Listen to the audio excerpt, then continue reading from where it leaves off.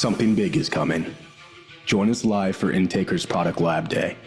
It's your chance to connect with our team, ask questions, and get a first look at the latest innovations we've been working on. From smarter lead qualification to effortless document handling, there's something new around the corner, and you'll see it here first. Don't miss out. We're closing the loop. We're closing the loop.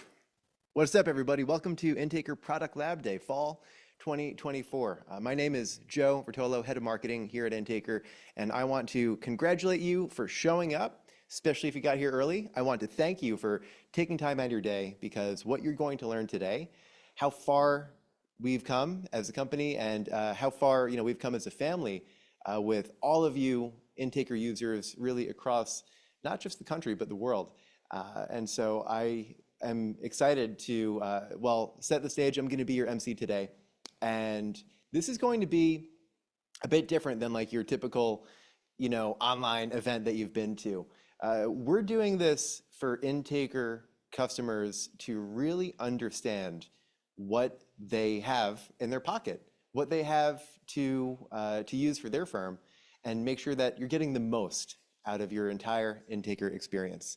And so today we're going to go through some sessions that are more interactive, other sessions that are going to be informational. We've got a panel of some speakers, people that maybe you've met before from the customer success team. And we are going to, we really are just glad that you're here. And so in a minute, I'm going to invite someone really special. He's actually one of the reasons why we're all here together. His name is Puya Abka. He's the Intaker CEO. He's going to give a keynote talk before we dive into the sessions. And I'll probably spare you the whole story on how Puya and I met, but I will just say that working with him and his co-founder Irfan for the past 5 years has been just a journey unlike anything else for me. And getting my start in tech here with Intaker 5 years ago, like the world was totally different. I'm sure you remember, but it's so great to see the company and the team come so far in that time. And I think I'm not going to spoil surprises here for this intro session.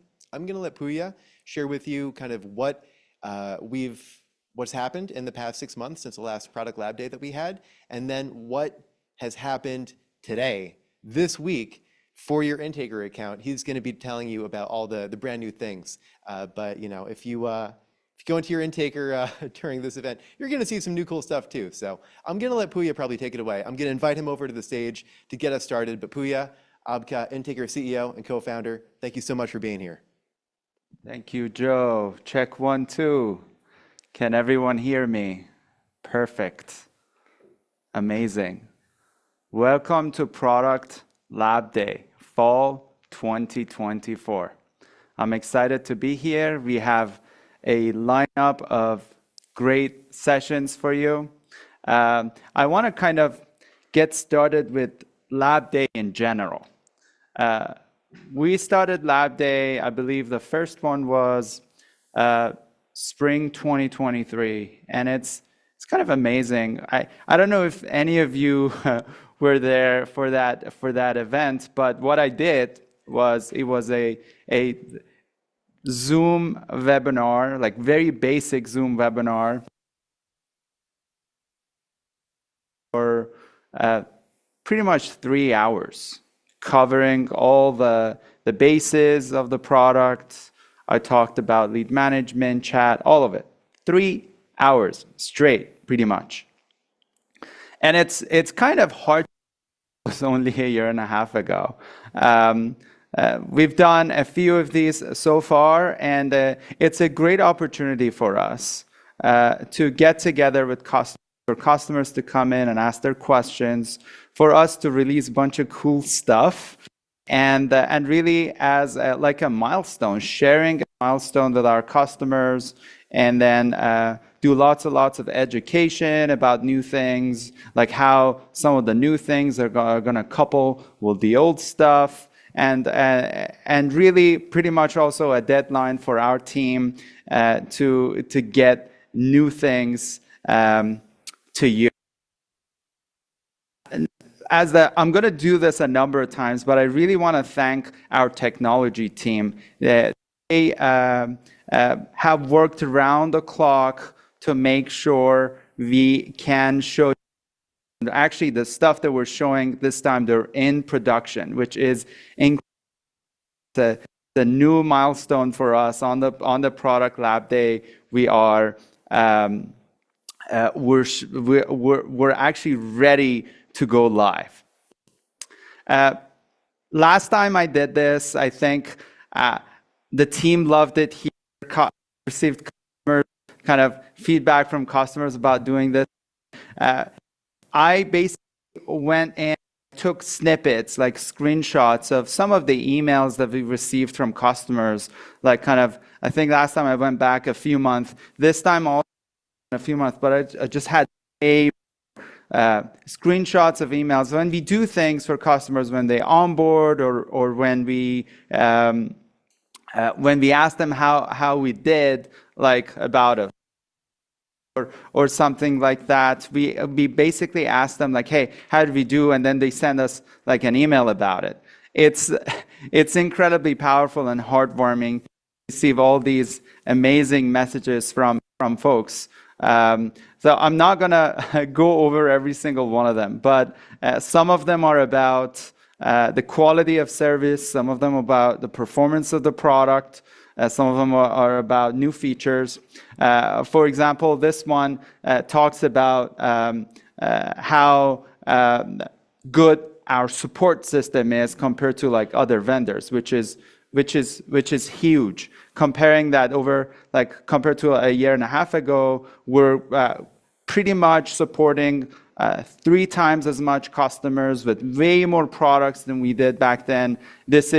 It's incredibly difficult to keep up with that demand, but we're doing our best. And it seems like from what we're hearing from customers, the team is doing a great job. There are other things about, again, customer service, about the increased volume of leads, about the increased quality of leads, about how happier some people are with our products compared to the prior vendors. And again, all of this is heartwarming. This is our energy. This is the fuel that keeps us going, keeps the team going. And I would like to thank you for that.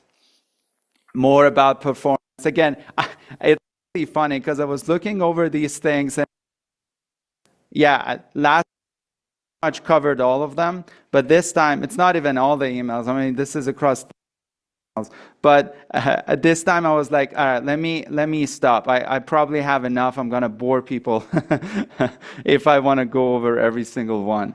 Again, it shows how excited we are about this, and my kind of promise to you, we're gonna work really, really hard to make sure this stays the same in the coming years. And again, that's the big challenge. What we're trying to do is to keep this or even make it better. That's going to be what we're going to do our best to get to. Today, Intaker team compared to 12 months ago is 1% larger. This all functions. We are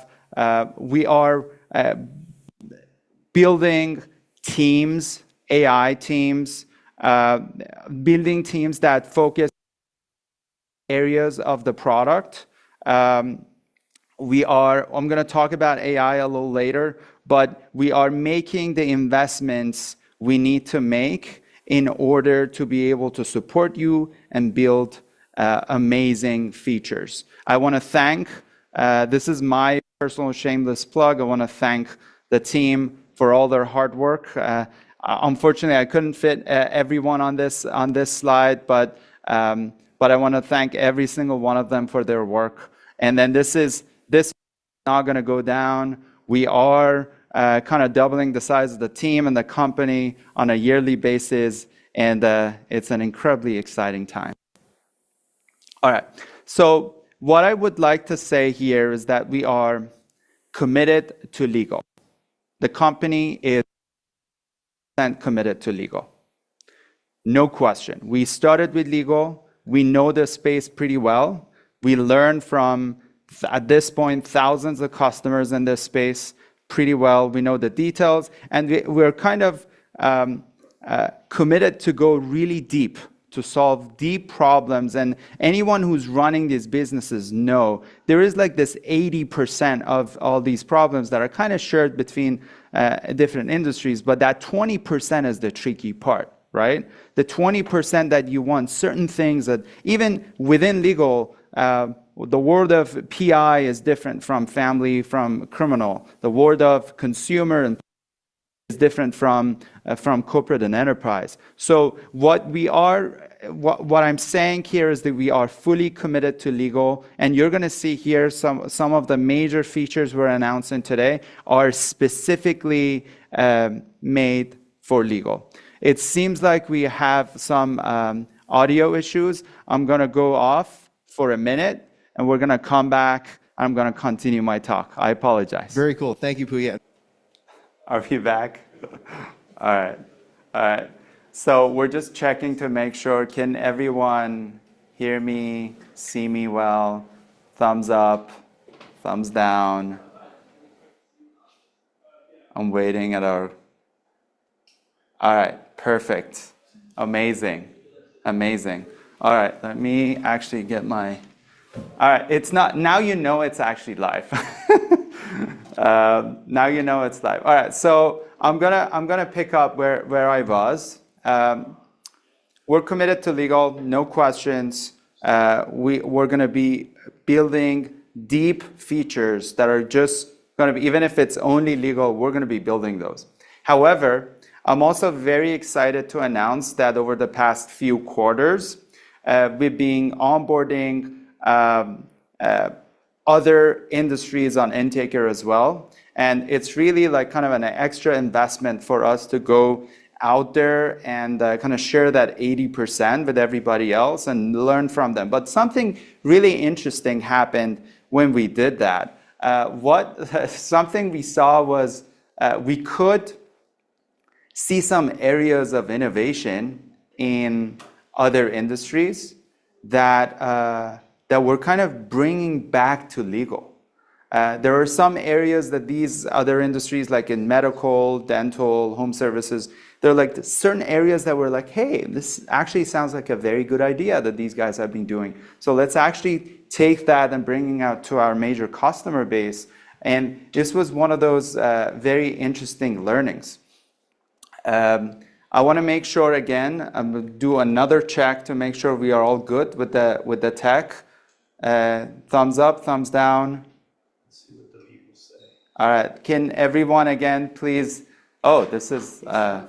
The video's a little choppy, but the video is okay-ish. All right. All right. Thank you. All right. Thank you. All right. So it seems like the video is a little bit choppy, but you can all hear me, and that's good.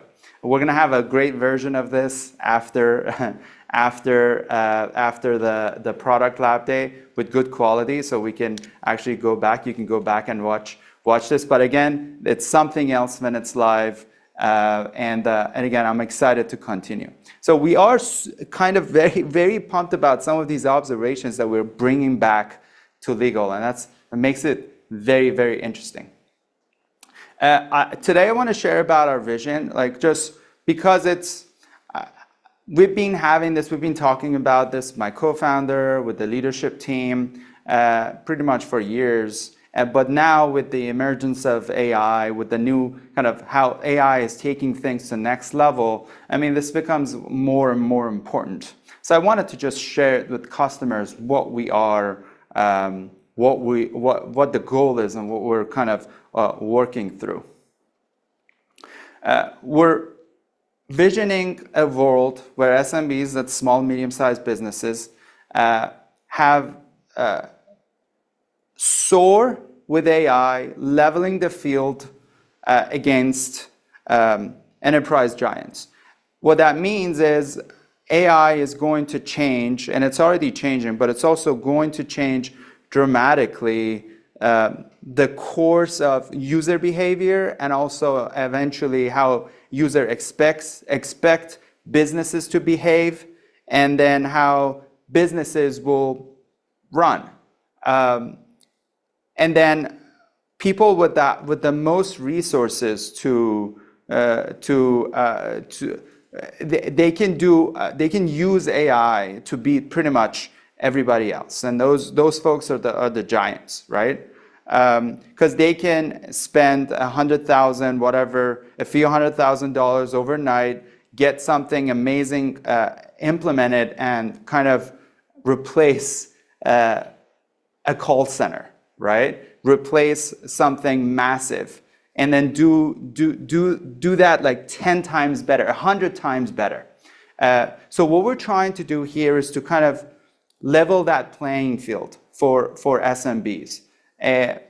What it means is that our mission, like in a more detailed kind of specific kind of sense, our mission is going to be creating these sophisticated platforms that are really connecting a bunch of things together with a lot of logic in the back and the front, do all of that, but then also make it super easy to implement, incredibly easy to implement, kind of end-to-end, based on the use case, really deep in the use case, turn a toggle on, go through a little bit of configuration, and then boom, you have 90% of the outcome, 80% of the outcome. That's the goal. That's the only way, in our opinion, that you can kind of beat all those systems that the biggest firms or the biggest enterprise kind of providers, they can do, and kind of do it at very small scale, but same quality.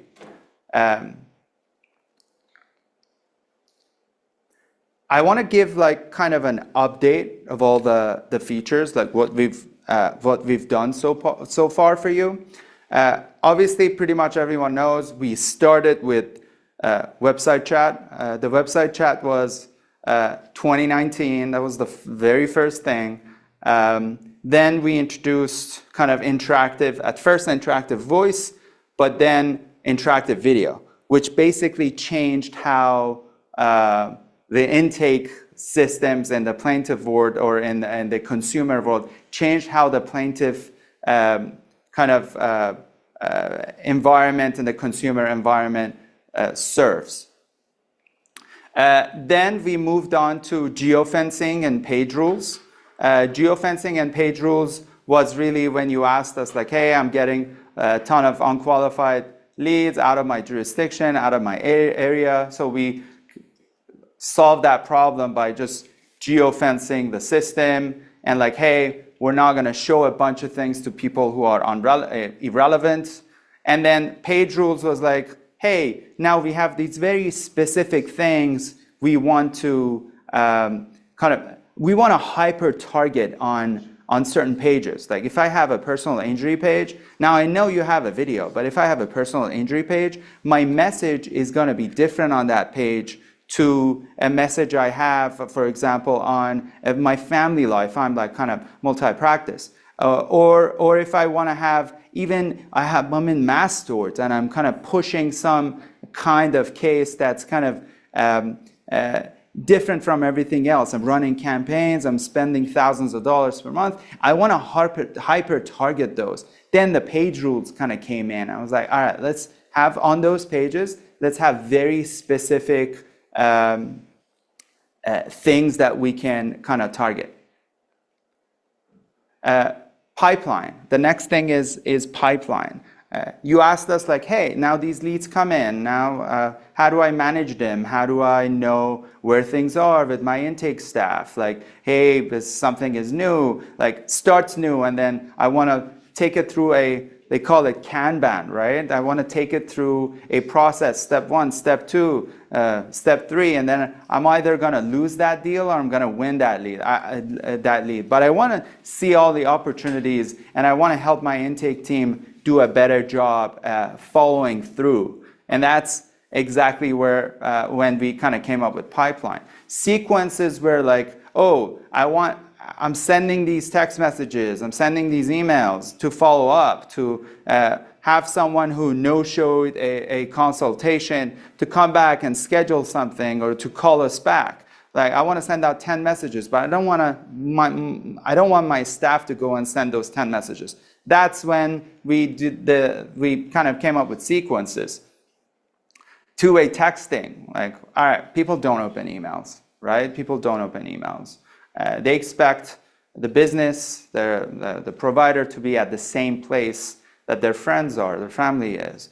And that's two-way texting. We made it easy though. We added text templates. We added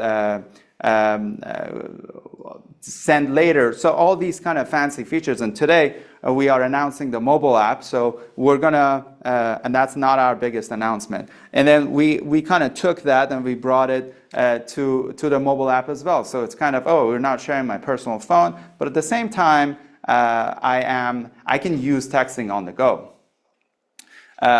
Analytics are part of it. This is like kind of still evolving. We're adding more stuff. The analytics we have today is web analytics. We have some exciting news, I believe, in the next Product Lab Day about reporting and analytics, which is going to be huge, especially reporting for AI, like sneak peek a little bit for you all. And there was like lead management. Oh, I want to take notes. I want to assign tasks. I want to send something to someone's desk. I want to ask them about something. All of that basically came in lead management. Turbo review. This was around the time of kind of LSA coming out, right? The reviews are way more, they're not just seen by consumers, but they're also seen by engines, like search engines out there, kind of ranking these stuff and looking at the reviews and like kind of deciding if your listing is gonna even show or not. So that's like kind of was right at the time that we came up with Turbo Review, making sure you get all the good feedback from customers, and if it's 5-star, goes right to Google for reviews. And we have a session today about landing pages and really what I want to call the digital front desk. If you build all these integrations and if you build like a chat system for the website, it's really one click to make that chat system and bring it over and turn it into a high converting landing page. Joe is going to go over landing page and digital front desk later today. Tune in for his talk. It's going to be pretty good because you can save a lot of money just by using the ready landing pages. Live Call Connect. This was a home run. When leads come in, Intaker calls the firm, calls the lead, connect the two immediately. We have some updates about Live Call Connect. In my next talk, I'm going to go over them. We introduced the version 1, we introduced version 2 of Live Call Connect. There's AI transcriptions. There is when you go to the dashboard, you can see the recording. You can see the summary of things. You can see all the action items. It's pretty cool. We're going to go over it today again as well.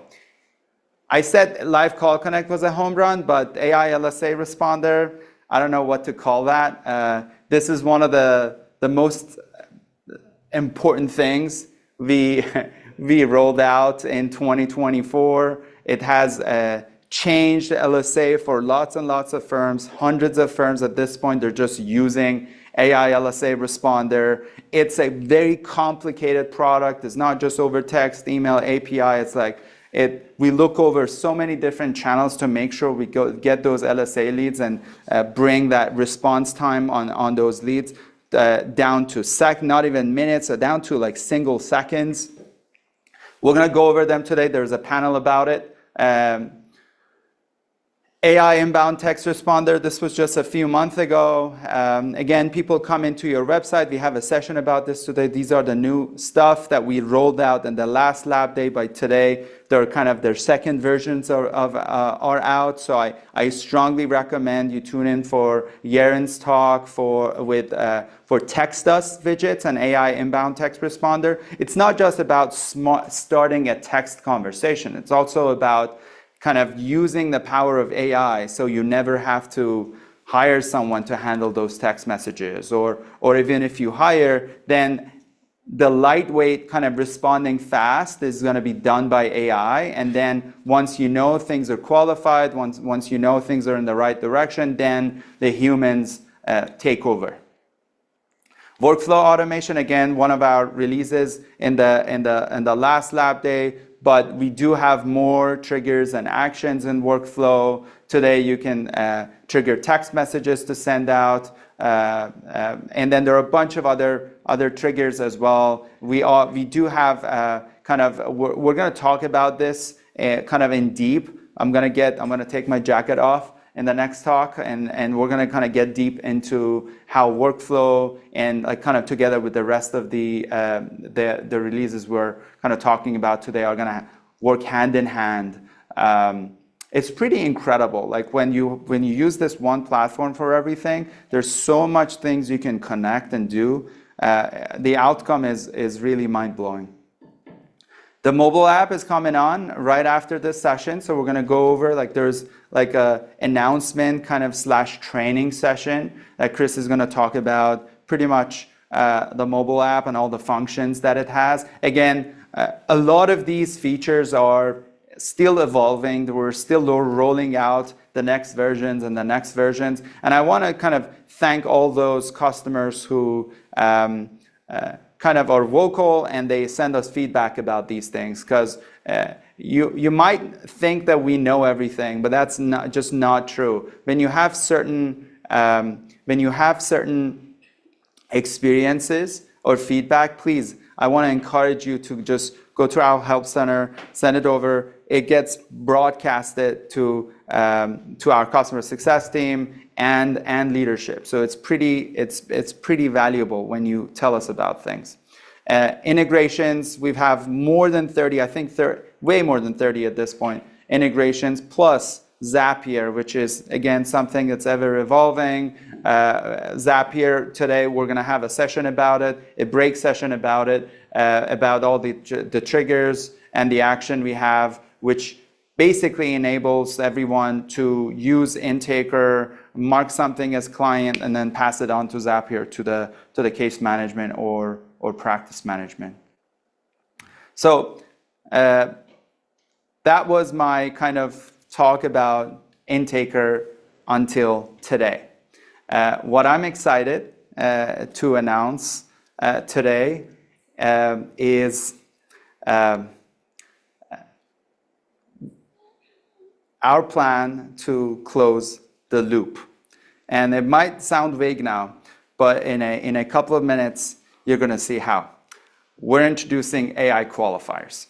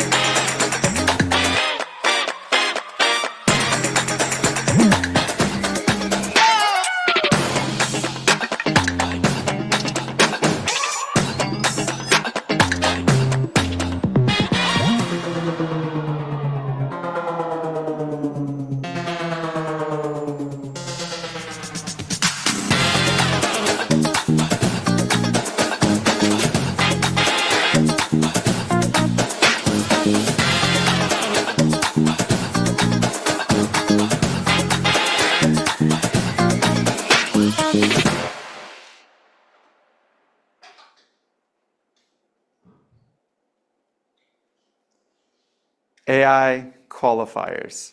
I hope the quality of the video was good for you. This is going to change the game.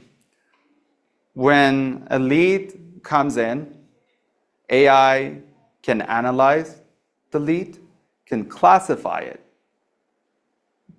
to qualified, unqualified, or when it doesn't know what to do, not sure, based on your criteria, based on the case type. So you can say, hey, if the case type is car accident versus if the case type is DUI or divorce or anything else, I want you to look into these parameters, and you can see what sort of parameters Intaker is asking for. and you can write it in plain English. Say, hey, and then I'm gonna get really deep into how this works, and we're gonna run through a bunch of examples.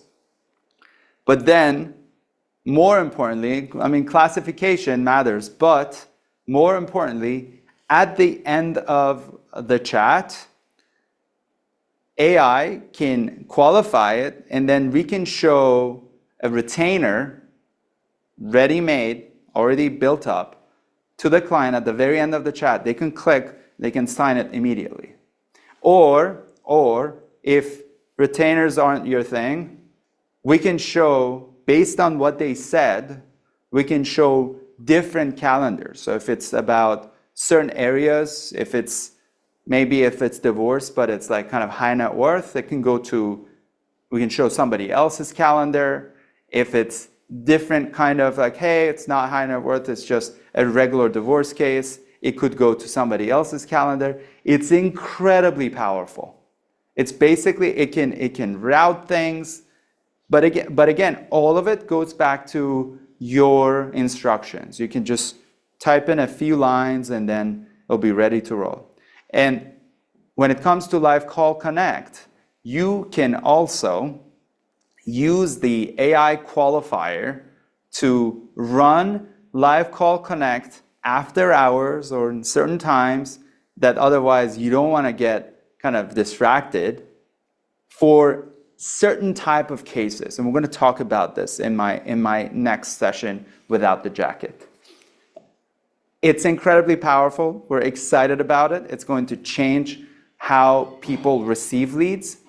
And it's basically day one for this feature. The next thing, obviously, we're going to introduce AI qualifiers for all other type of leads, other type of incoming leads coming to your intaker.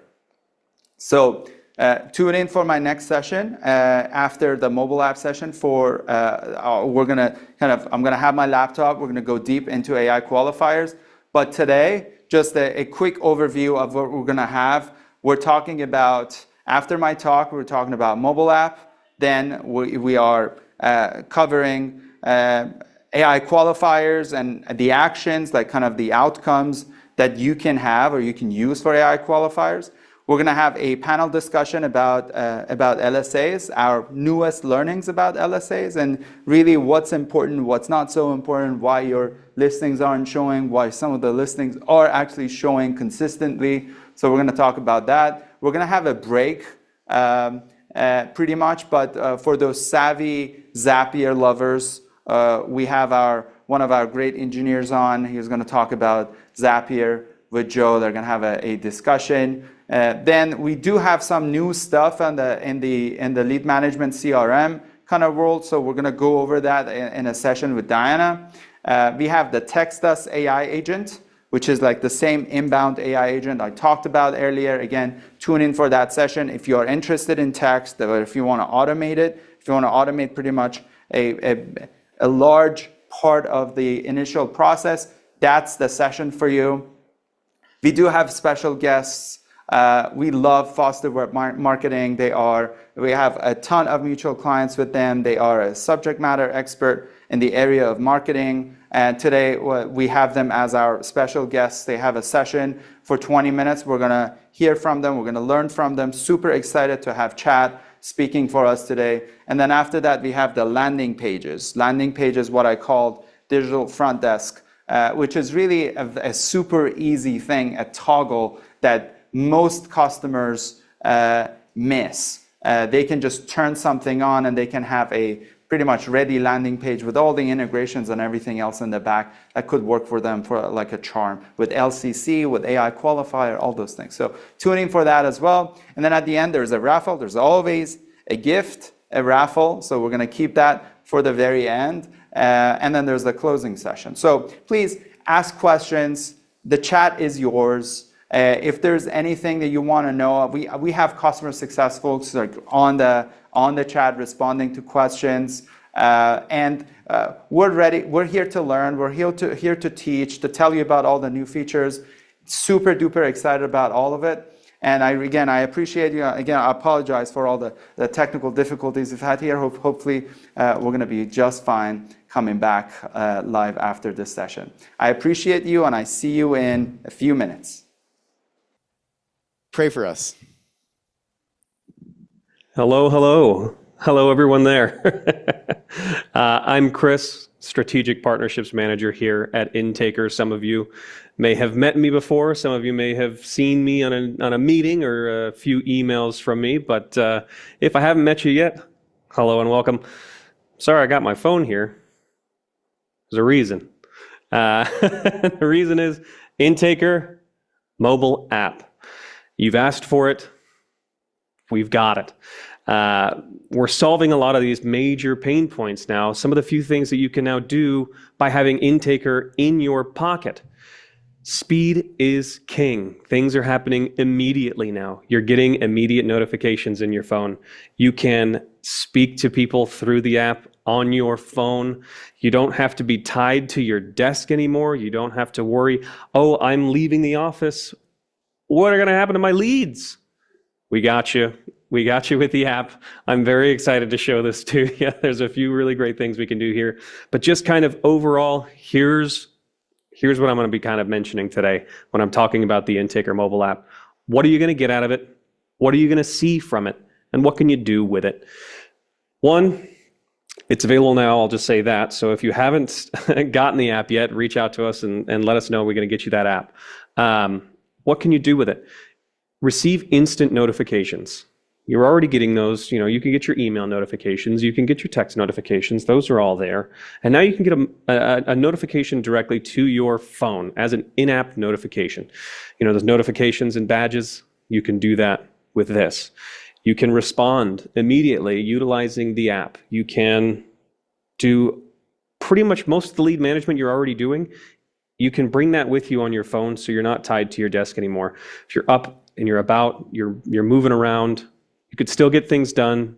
You could still know that everything is happening in the blink of an eye, as fast as Intaker, essentially.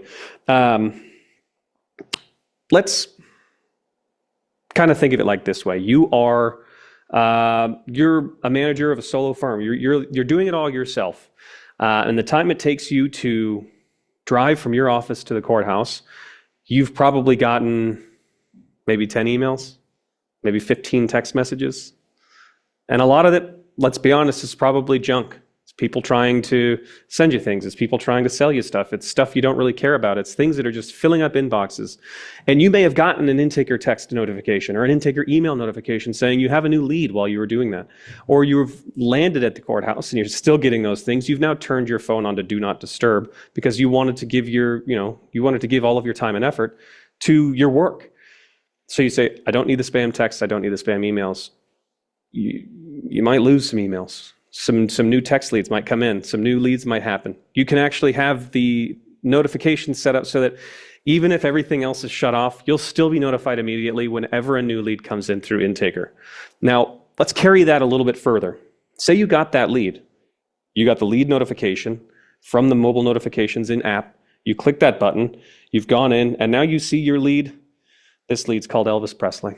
Let's take a look at Elvis Presley here now. So I've got the information here. I've got the details of the lead. I've got the activities. Let's just say this is the chat transcript. I'm looking at it in the app. I have all of the information here.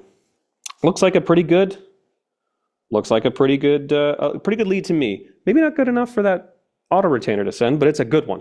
So let me see. And I've gotten to the end here and I see, okay, they're injured. This is someone I can help. I have at the very bottom of my chat, at the very end of my chat, I have a booking link because I want people to be able to book with me. I can see here that they were shown that booking link. They had the opportunity to schedule an appointment, but they didn't. And this is a good lead. I want to make sure that they get into my meeting. I want to make sure that I can actually speak with them. So let me say, okay, this is a really good lead. I've already sent that automated text. I've already sent that automated email. So that first touch is already done. You're already better than, I believe it is 52% of all firms who don't actually respond to anybody. So you're already better than them. And one more step, you say, okay, I do want you to actually come through. I can send a text here. If you see on the app here, I see this blue plus sign in the bottom right-hand corner. I want to send them a text. I want to say, look, I don't have the time to call you, but I do want you to schedule. Let me send an SMS. And instead of having to type all of this out, which I could do, I can obviously type this out. I can send a one-off text here, but I can also, I've built a text template just for this scenario. I have a template called schedule. So I can come in here, click schedule, click done. And now I have a personalized templated email to Elvis saying, I saw you completed the chat, but you didn't set up a meeting. I would love to speak with you. Can you use this link to find a time? And if I hit send, now I've sent that text. There it is, sending, right there. Hello. Now I know that worked out really well. I can automatically just get that information. I can set that meeting. I can send that text. Took me no time at all. Let's say, for instance, you're in a different scenario. Let's say Elvis came through and I looked at that chat transcript. And it wasn't a case I take. Just not someone I take these cases, but I do have a friend who I refer these cases out to. And I want to get that referral started. I could send a text. I could send a templated text. But I can also do one more thing. I can come in here. I see the chat. I'm going to get out of that chat. I can go into his details. And I can actually, if you see the status here as new lead, I've set up an AI workflow in the Intaker dashboard so that anytime I set someone to a status called bad fit, it will refer them out. It will send them a text, and it'll also update the status in my system to bad fit. So I know, one, text has been sent, they've been referred out, and I don't have to worry about looking at that lead anymore. If I'm looking through my CRM and I say, oh, what's going on with Elvis? Oh, Elvis was a bad fit. Sorry, Elvis, we just can't help. And now I have that bad fit sent. So now I've been able to accept a good lead, I've been able to respond to a good lead, and I've been able to politely decline a bad lead. So even by saying no, I'm able to say no in a polite way. I'm able to leave a positive impact on that potential client who's not mine, who's now maybe my referral partner's client. So they're happy, I'm happy. Might get a Google review out of that, we'll take that. Let's say one other thing. I think if any of you have had meetings with me, you've probably heard I say a line, I say it a lot, but when explaining chat, I do like to say, they're not always calling, they're not always walking in the door, you're not always going to meet them outside. But I have an app now. What if I do meet them outside? I'm already getting leads through chat, I'm already getting leads through text, I'm getting leads through Google LSAs. I met a guy, and he hurt himself. I'm a personal injury lawyer in this scenario. And I'm talking to him, and I can actually help this person. I'm on my app. I'm not at my desk. I'm out. I can add a new lead from my app. So I can just say, hey, Steven Spielberg. I live in LA. It's possible. I could meet Steven Spielberg. Don't say I couldn't. I could probably meet Steven Spielberg, and maybe he needs my help. And his phone number is a Sacramento area code.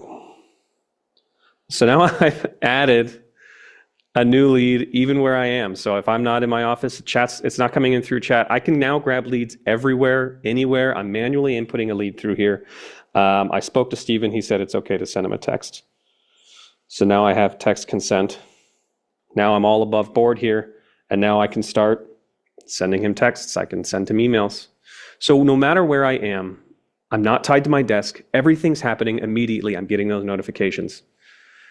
Let's say you're not an owner. Let's say you're an intake manager. You're part of the intake team. You're a paralegal who has to deal with intake. You have leads coming in. What are you supposed to do with them? I want to make sure nothing gets dropped. I want to make sure all of our leads are spoken to. I want to make sure that everyone that comes in gets touched.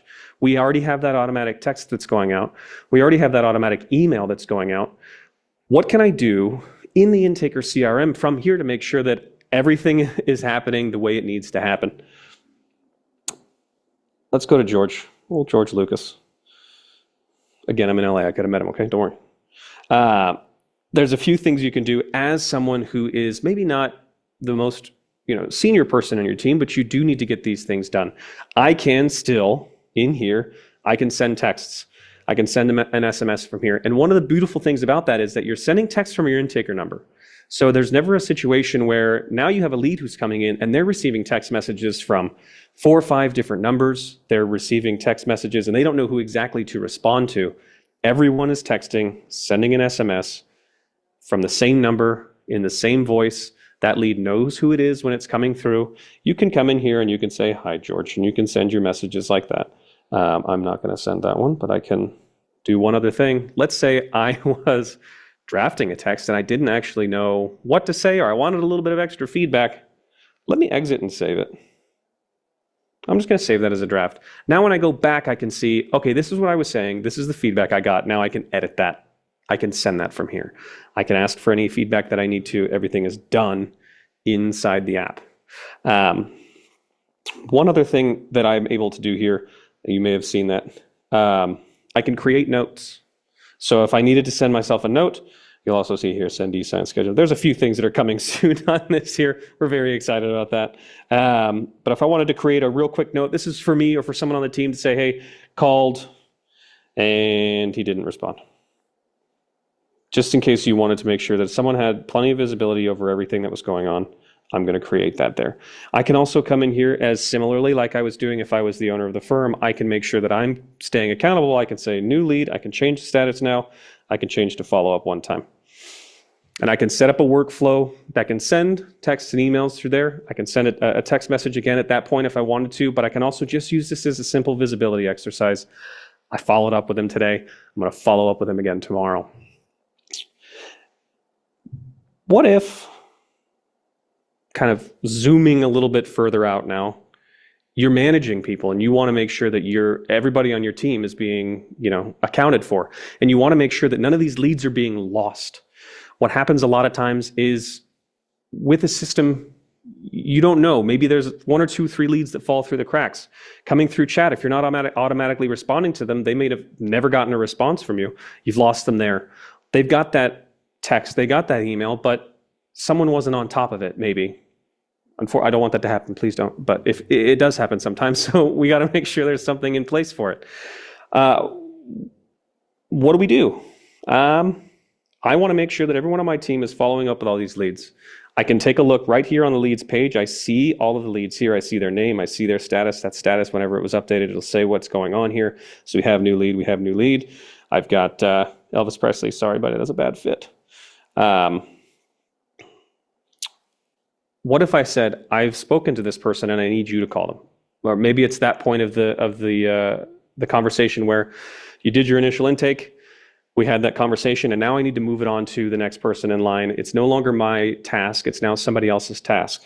So I'm going to go into George Lucas and I'm going to say, I am creating a task. I can now give somebody else something to do. Called and did initial intake, and period, send retainer. And I'm going to task Chris on this. I can have anybody on my team. I can task any user, or I can task a team. So if you have a team of people and you say, "I want all of you guys, one of you just do it." You could task a team, but you can also just task an individual. And let's create that task. But I have a pending task now for Chris. It's going to be sitting on his desk, ready for him to respond. And by desk, if you look at the bottom left-hand corner here, I am Chris now. I am now seeing all of the tasks that I need to do today. And I have that new task for George Lucas, called and did initial intake, send retainer. So now I have all of the leads coming in. I'm automatically being notified of those leads whenever they come in through texting, through email, but through mobile notifications. I have in-app notifications on my phone, badges, sounds, however you want to set up your notifications, you can do that on your phone. I have the automated texts that are already being sent out. I can send texts from here. I can send text templates from here. I can task other people from here. I can make sure that if I'm changing my lead statuses, it's going to trigger that workflow to send more text messages. Nobody falls through the cracks. Full accountability wherever you are in your pocket. There's a lot of really exciting features already built into this, and there's a lot of really exciting features coming through as well. So get on the app now, start using it, and as you can see, as it makes, gets more powerful and starts to solve even more of your problems, it's only going to get better. And I'm so excited for you guys to be able to jump on this now. If you have any questions, again, reach out to us. Reach out to your account manager, your success manager. Reach out to Chris@integra.me. Just send me an email. Say, Chris, what's going on with that app? I'm happy to point you in the right direction. If you'd like to skip all of that sending emails, you can scan the QR code that you see right there. That's going to take you to TestFlight. You can download TestFlight. Inside of there, you'll be able to download the Intaker app for iOS. Android users, we've got you covered. We're coming out with an Android app very soon as well. So don't worry, it's in the works, and we will absolutely keep you updated. The minute that's available, you're going to be able to grab it. Otherwise, looking forward to seeing you on the app. Thanks. See you later. Thank you, Chris. It's been kind of back and forth with the tech stuff, but I think we should be good.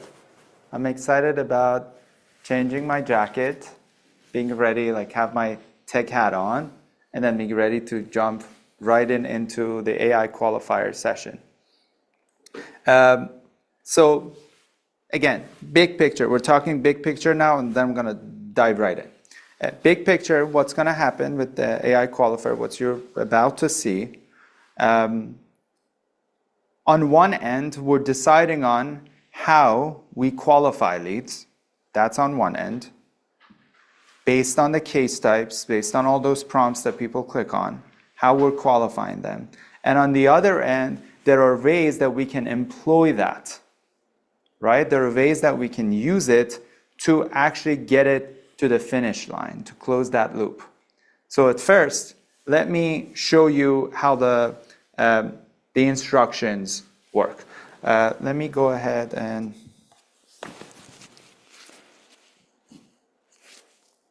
all right, I need a few minutes, and this is gonna be like kind of way more like a meeting. Let's see here. I need to share my screen. There you go.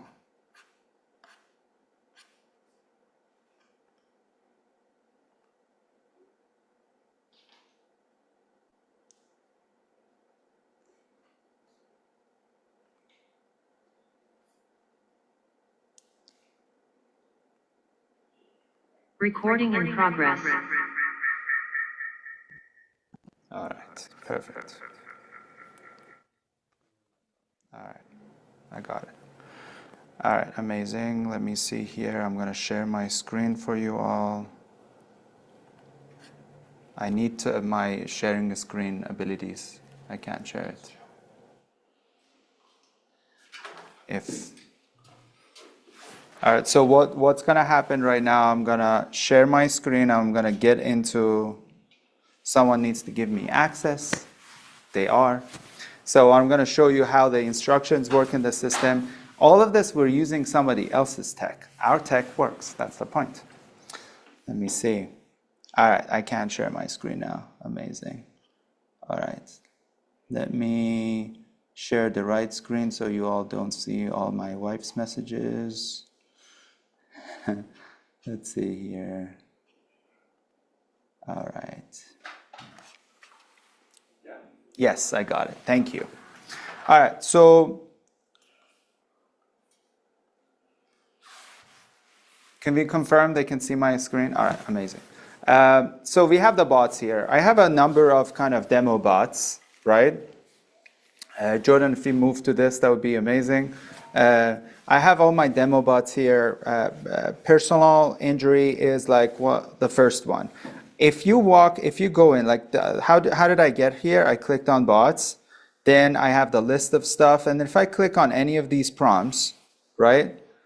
The new thing that you're going to notice in here is AI qualifier. You can see if it's kind of not enabled, you'll see the button. And then if it's enabled, you see the toggle, right? Let me show you like one example of AI qualifier. I click on the three dots on the right-hand side. Then I'm going to go to AI settings. And then I have certain kind of instructions here. You're going to have three options. You can give instructions for two of them. Under qualified, this is for the criteria for car accidents specifically. So I'm saying the accident happened within the past 24 months, the statute of limitation, received medical care, sustained injuries from the accident. So basic stuff. But again, you can, depending on what you're focusing on, the qualified is basically minimum qualification, right? In this case, the way that we designed it is the minimum qualification. You just put in the minimums you need in order for this to be not unqualified.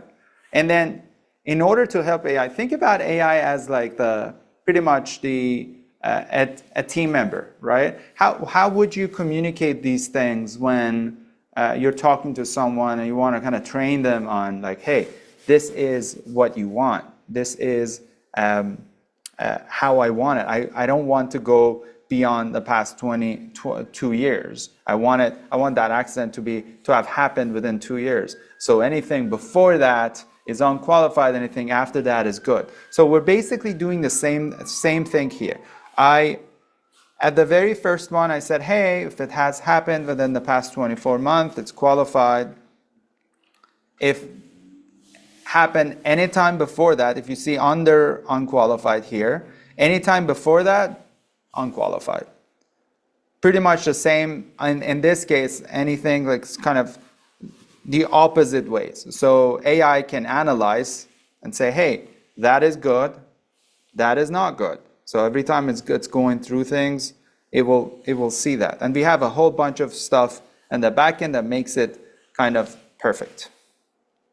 So again, if they did not suffer from any kind of injuries or they didn't have any kind of medical care, this demo firm doesn't want it. You can go as much as like, hey, I want, if this is like kind of brain injury, I want to make sure they have, for me, if they don't have MRI or they don't have fancy imaging, it's unqualified for me. In that area, I don't want to get to it. But, or you might want to, again, you might want to classify jurisdiction. That's also an important one. I'm going to show that, like a lot of the examples I'm going to see are going to apply to different case types. Jurisdiction I'm going to show under criminal, but then for this, I just wanted to do basic kind of PI criterias. So this sounds good. I can click on kind of next and go to the next part and then hit done. So this is where you get to kind of employment. I enabled my AI. I have, oh, by the way, these are the QR codes. If you are a customer of Intaker, use the one for new features.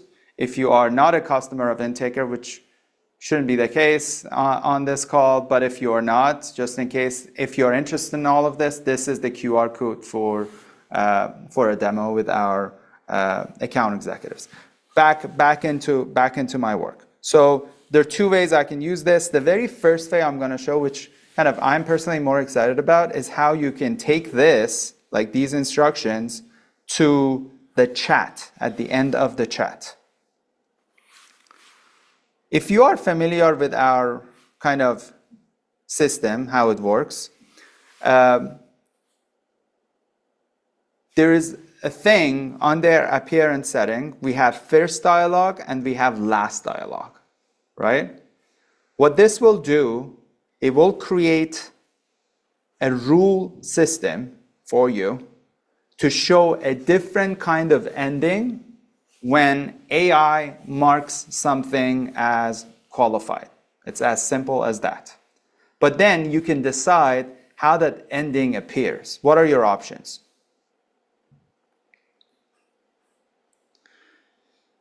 In this case, I'm saying like, hey, all my endings,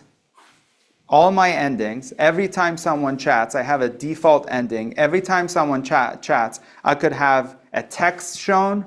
Imagine that decline text. Or imagine if you just don't have video, right? I can show a text to everybody. I can show a scheduler to everybody. I can show a video to everybody or a video with scheduler to everyone, right? No rules, no exceptions. That's your kind of fallback. That's your default answer. So in this case, my answer could be the video was white, so that's why we have the color in white. we need more information, our team will reach out. So this is like kind of, hey, this is like the default answer if the AI doesn't know, like if it's not sure about what the outcome was, or if it's not what we want, just that would be the default answer.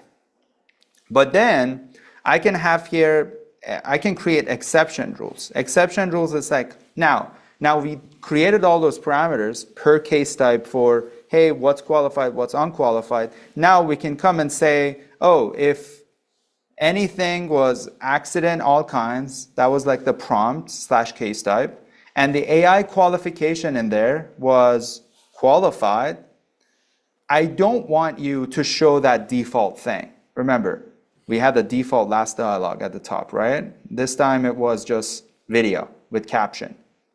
I don't want you to show that default thing. I want you to give e-sign. I want you to load and create a document and have them sign a retainer. All I need to do at that point is, hey, which template? Today, you can just reach out to our customer success team and you can tell them, I want to upload a template. You go into settings. I can show you that where that is. You go into settings and there is a section called eSign templates. And then you go there. If you already have an eSign template, great. If you don't have an eSign template, you would just submit your document to us. We have to go over it and see like, hey, map all the things for you.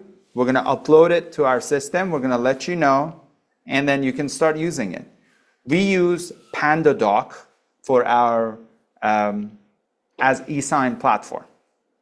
PandaDoc is pretty reputable, and I'll show you actually some of these documents that are generated. So I'm going to say, hey, my sample retainer, version 2. And then here in the message, I can say something in the lines of, our automated system evaluated your case. You might be, please sign this document to expedite the legal. All right.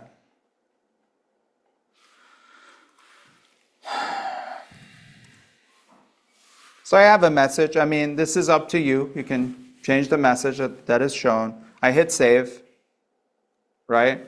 Now I have 2 rules here. So every time someone reaches out for car accident, right? This is what I created last week. Every time someone reaches out for car accident and it's qualified, show e-sign, and this is going to be the retainer, and that's the message. This is actually a much better message than the one I just wrote.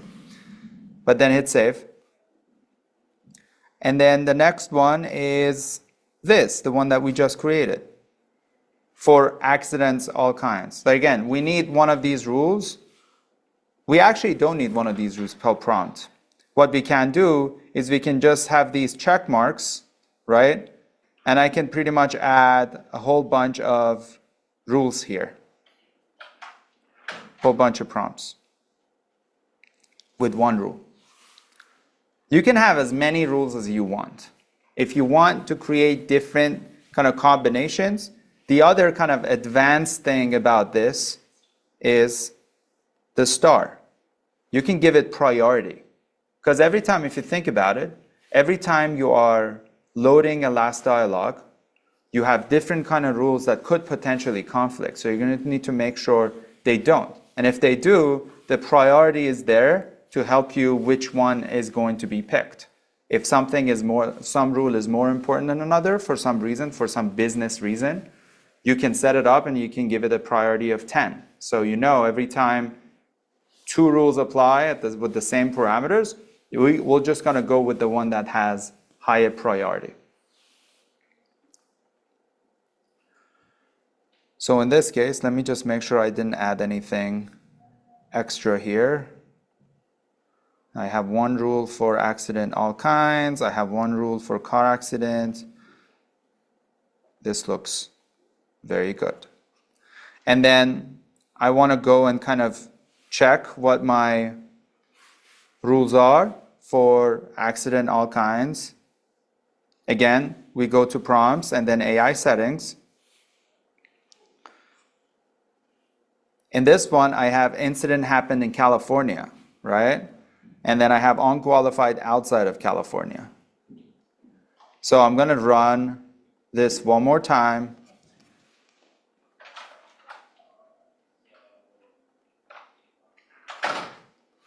I'm going to publish it, and I'm waiting for that publish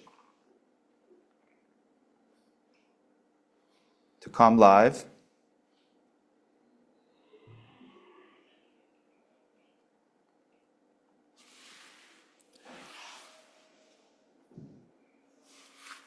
All right, let's wait for that live message. It's a few seconds.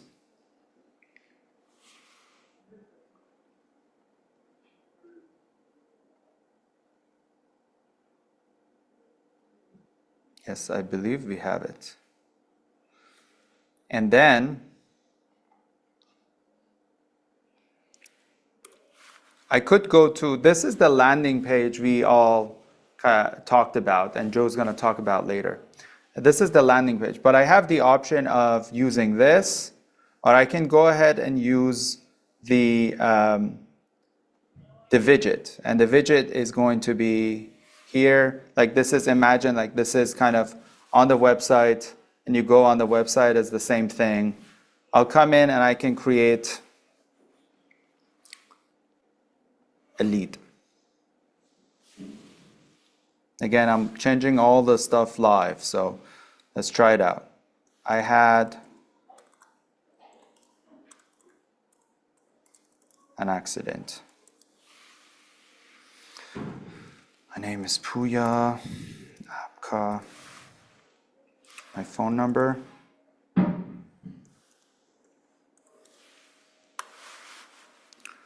I do want to get text. Let's get that text. This is one of the biggest kind of small, but still big, that kind of stops people from shopping. And I'm going kind of off track from AI qualifier, but I think it's important. When you do these things, it's the immediate text message, the immediate acknowledgement, huge for stopping people from shopping. My email.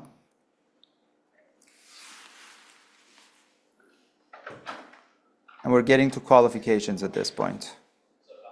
So I'm going to say California. This happened October 2024. It was a motor vehicle. Who was injured? Myself. And then this was lots of injuries. Did I receive medical attention? Yes, I did. I went to ER and also specialist doctor. This was very serious.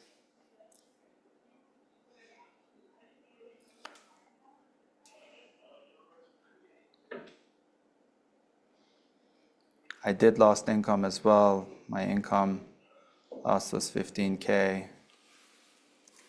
I need help.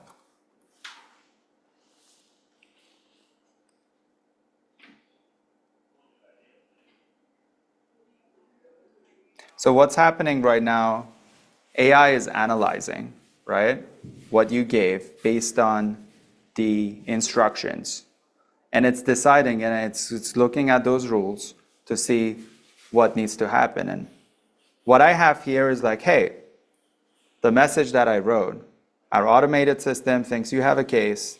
That message is fully customizable. I can click on this. The document is fully generated. I can go in, and as the lead, I can go ahead and sign it. I can hit start, sign it, done. And at the same time, I have my email tab open. You see at 10:31, you can also customize a message here, and I'm going to show you how. That's at the template level. You can customize the message here so that it's really interesting. they can see that kind of retainer at the very end of the chat, but they also have it in the email. So if they're not ready, and if you have a conversation, the retainer is going to be there for them. So if you call them, for example, if you call them about something, or if you have a live call connect, which I'm going to show a little later, if you have a live call connect set up, by the time we have the retainer ready, we make sure that the case is good, we have a retainer ready, and it goes out. And even if they don't sign, they might sign because like we don't send them somewhere else. It's right there in front of them. The evaluation is right there, so they don't have time to really go shop anywhere else.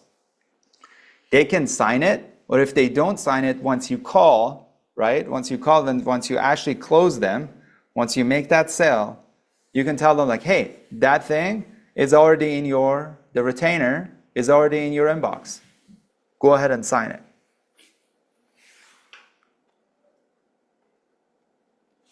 So what are some of my other options here? What are some of my other options? How am I doing on time, by the way, folks? I'm good? Okay, amazing. So if I want to use the AI qualification, but maybe not for eSign. Maybe not for eSign. What are my options? Imagine that I am a family lawyer. And I want to create this for, let's say, divorce case type. I'll go to AI settings. And I say, let me actually do this from scratch.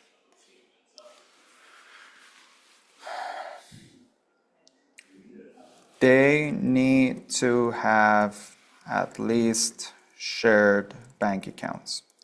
Let me give you before I do this, let me actually show you a bonus point. So when you are designing all these things, right, the very first thing that I would do is coming in here and click on like at the prompt level before clicking on AI. If you don't remember exactly how, like kind of what sort of questions are being asked in that prompt or the way that it's being intaked, what I would do is coming into the questions and say, really read what the questions are.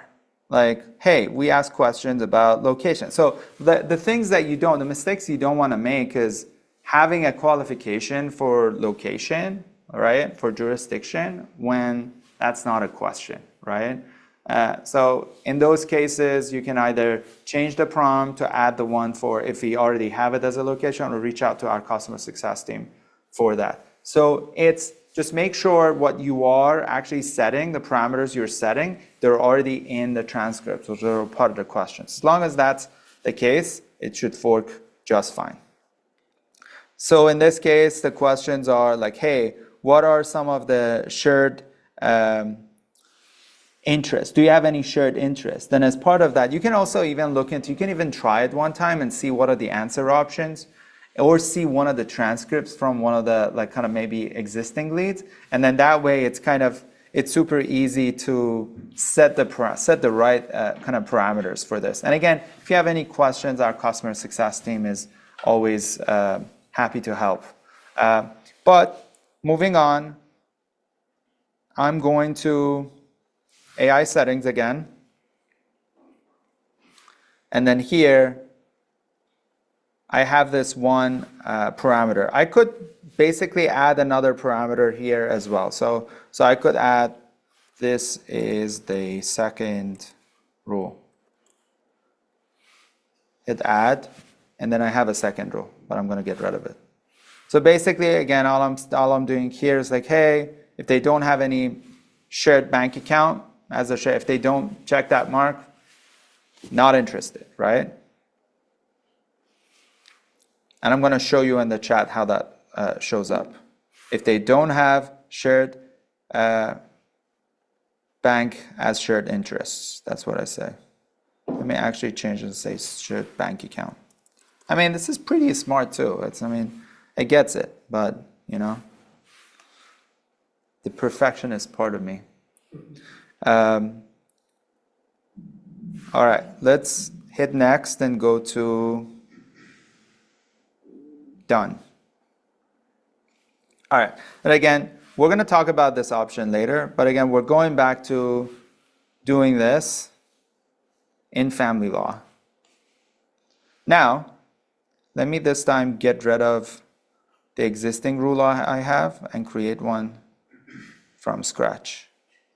All those risky things you do in live environment with hundreds of people watching, which is fine. All right, I'm adding an exception rule. I'm going to say, hey, if this was divorce, go ahead and pick all those that are qualified. So again, qualification in this case was sharing a bank account.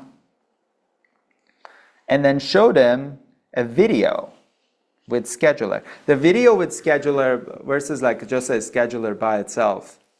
With the video, you can tell, you basically do the selling. Like at that point, if there's an e-sign under that thing, or if there is a scheduler under that thing, it's just by itself. I don't know, some people might be sold at that point because of the experience and all the great content you have.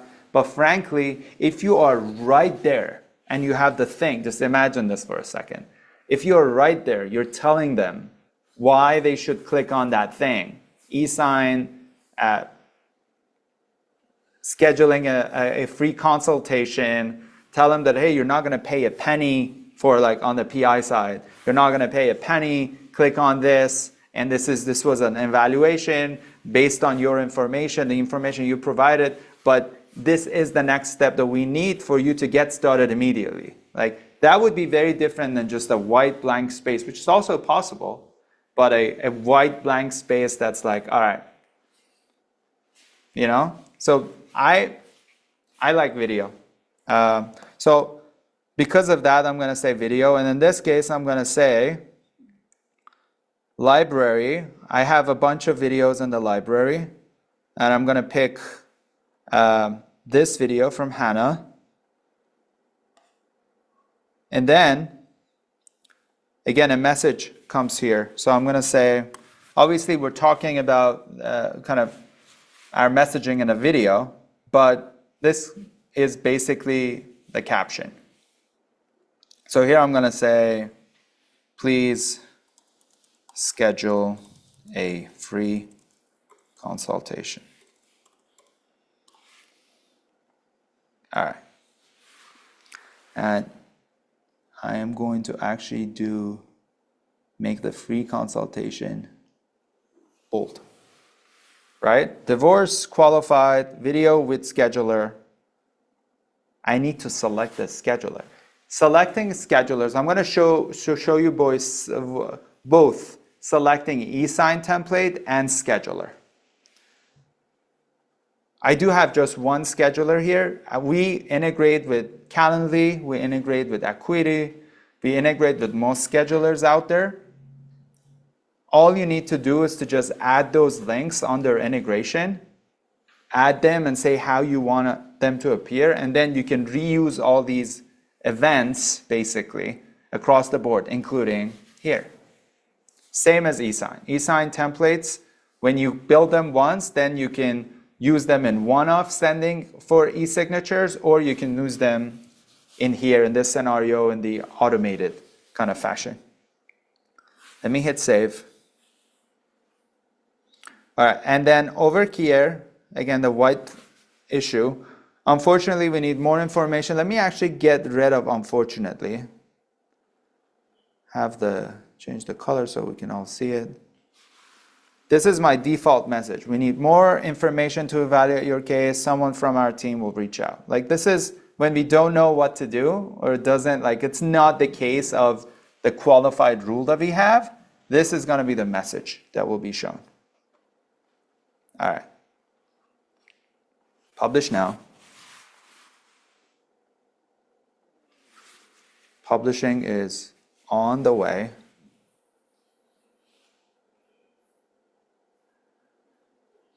In the meantime, I want to tell you kind of, what did I do?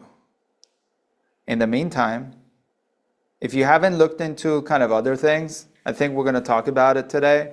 But a lot of the features that we have, like contacts widgets, like adding text us, call us, all these things, they're also under appearance. So not a bad idea to come here, check it out every once in a while to see like what are the new stuff that are added, but also keep an eye on the email. We send out a lot of emails. We don't know like how, that's another thing. This might be something that we could actually, I actually ask in the chat, how many emails is too many emails? That's my question, especially about new features. If you all can say something in the chat, that would be amazing. If I send you like emails about a new feature, how many times is too many? Tell us about it. All right. So back to the thing we published, right? And now I'm going to go on here. I'm going to say this was family law. And I have options, right? I have the option of going directly to the landing page or doing it here. Let's do divorce. I need to file for divorce.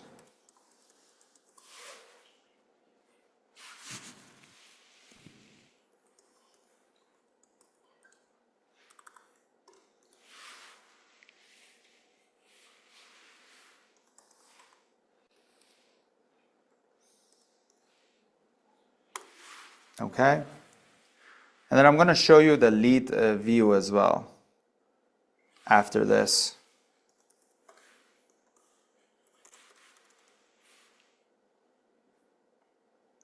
All right, just putting the usual information. And then we're getting into the qualification bit, right? This time I want to say I have bank accounts, we have properties, businesses, we have all of it. Additional legal cases, no additional cases. This is the conflict check question, so I'm going to say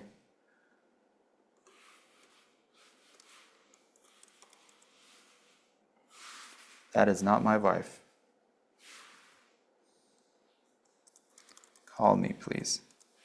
Right? Stuff that people say. Now here again, AI is analyzing things, and we are kind of looking to see what happens next. I actually didn't have to have this in white. Good point. Now you see the difference now is we have the video, right? And in the video, Hannah's saying like, hey, go ahead and click here. That's the next step. It seems like you're a good fit. And then all those parameters could potentially be jurisdiction, could even be the county. I can show you the county. And if it's outside the county, it would be the message, the regular message that you could even go as far as, unfortunately, we can't help. Or you can say, hey, we're going to get back to you. We're just not going to expose our valuable calendar to those leads, right? You can still look over it, and maybe maybe you're going to decide that, hey, I can probably refer this, I can do this, I can do that.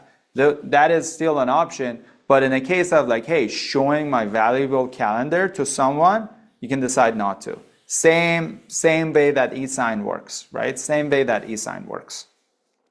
The other way of doing this is just showing different videos. Like maybe you are the type of, you have a type of firm that is not really kind of on one end of eSign and the other end scheduler. It's just different kind of messaging, right? The messaging for someone who have gone through like DUI, right? We're going to get back to all of them.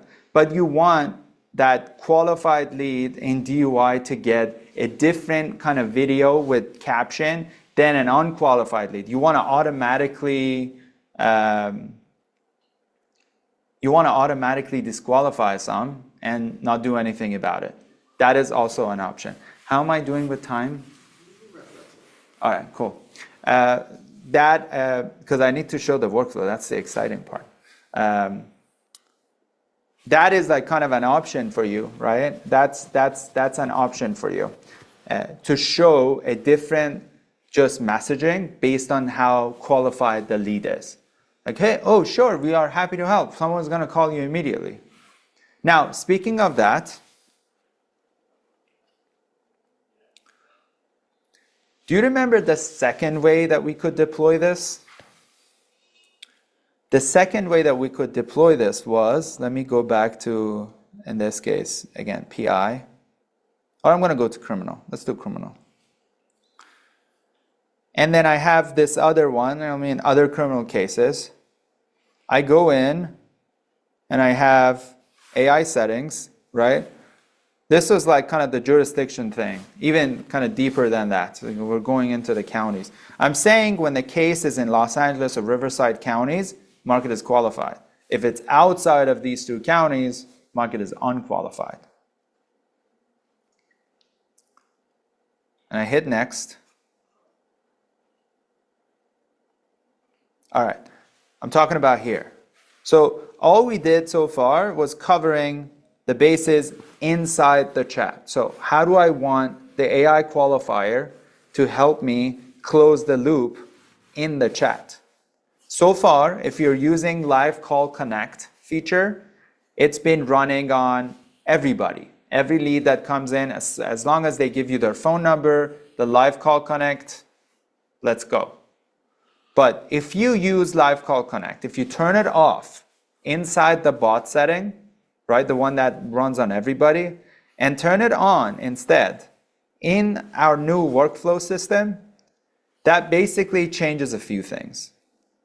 That means you can say, hey, when chat ends, when any chat ends, right, if AI qualification is any of qualified,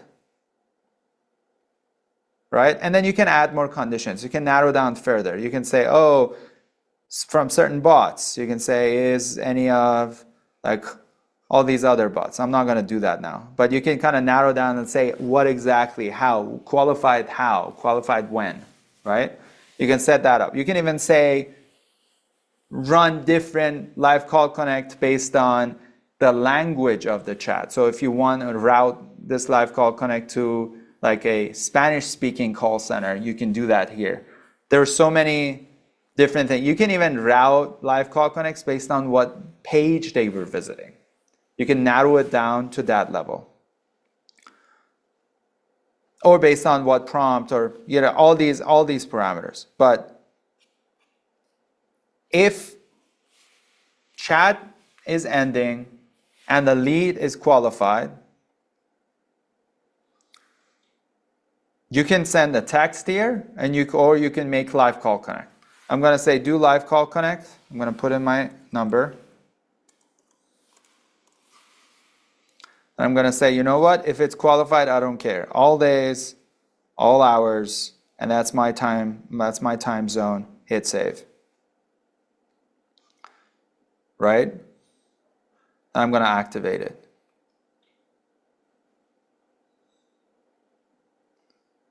Let me make sure that I don't have duplicate ones. Seems like I do. Get rid of my...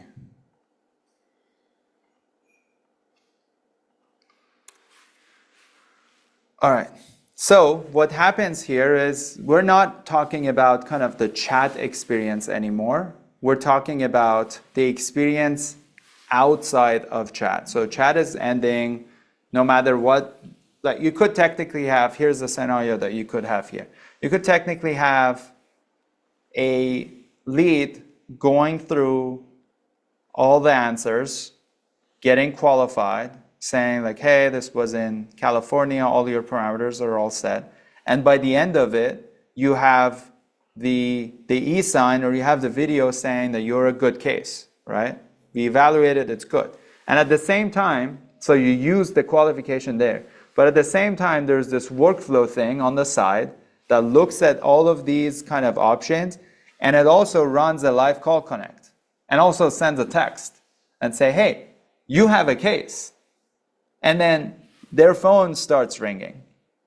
So they have the option of seeing the video being sold there, or even having the e-sign, getting that phone call. We're not talking about kind of 10 minutes later, 5 minutes later. We're talking about seconds, 10, 15, 20 seconds, 30 seconds of that one, the one on the chat immediately, and then the live call connect after a few different few seconds, getting that phone call, hopping on the phone, retainer is right in front of them, and oh wow, these are the Apple, I think, automatic stuff. All right, so you can do all of those things via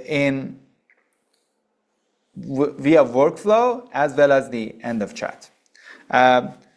I don't think, how am I doing? How many more minutes? I don't think, I want to, all right, okay. So I wanted to show how, but I think I've shown two kind of pretty in-depth demos. I wanted to show how the workflow functions, but if we can have all the QR codes again, Jordan, that would be great. So people can, if you are interested in sending these auto retainers, if you're interested in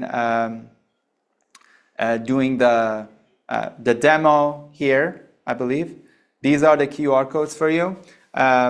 The first kind of the new featured link goes to our customer success team, and there you can kind of set up a time and they can kind of go over everything with you.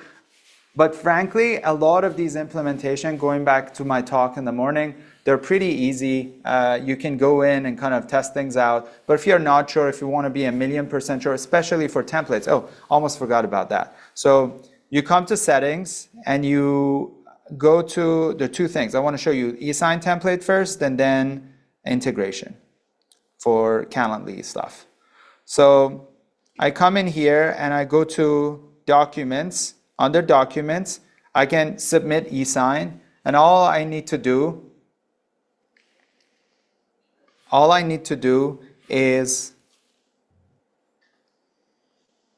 type the template name. So in this case, it could be like PI in California or whatever that document is. Type that template name, give instructions. If there are certain instructions that you want to tell our team, you can do that, and then just upload the document. My recommendation is like for these auto retainers, the retainer needs to be short enough. The retainer needs to preferably something that's not 20 pages. So you need to really think it through, something that's realistic. Someone's coming on the website, they are getting to know you. If you show them like a 20-page document, it's very likely they're not gonna go over everything, and they're gonna say, oh, maybe not never, but I need more time. But if you make it something that's like simple, easy to understand, people actually sign these things. So our team is kind of there when you upload it. Our team is there to help you out with kind of getting it right. And the other thing is in integrations, under the scheduler Calendly, you can go ahead and click here. And then you see, I told you about the same kind of scenario. I told you about you need to add the scheduler link. All you need to do is to paste the scheduler link here. I'm going to paste the one for myself. Once you hit add,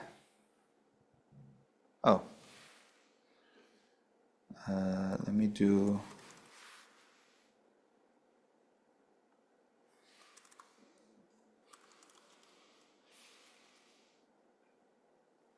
Yeah, it pulls all the information from that. I might want to clean this a little bit, right?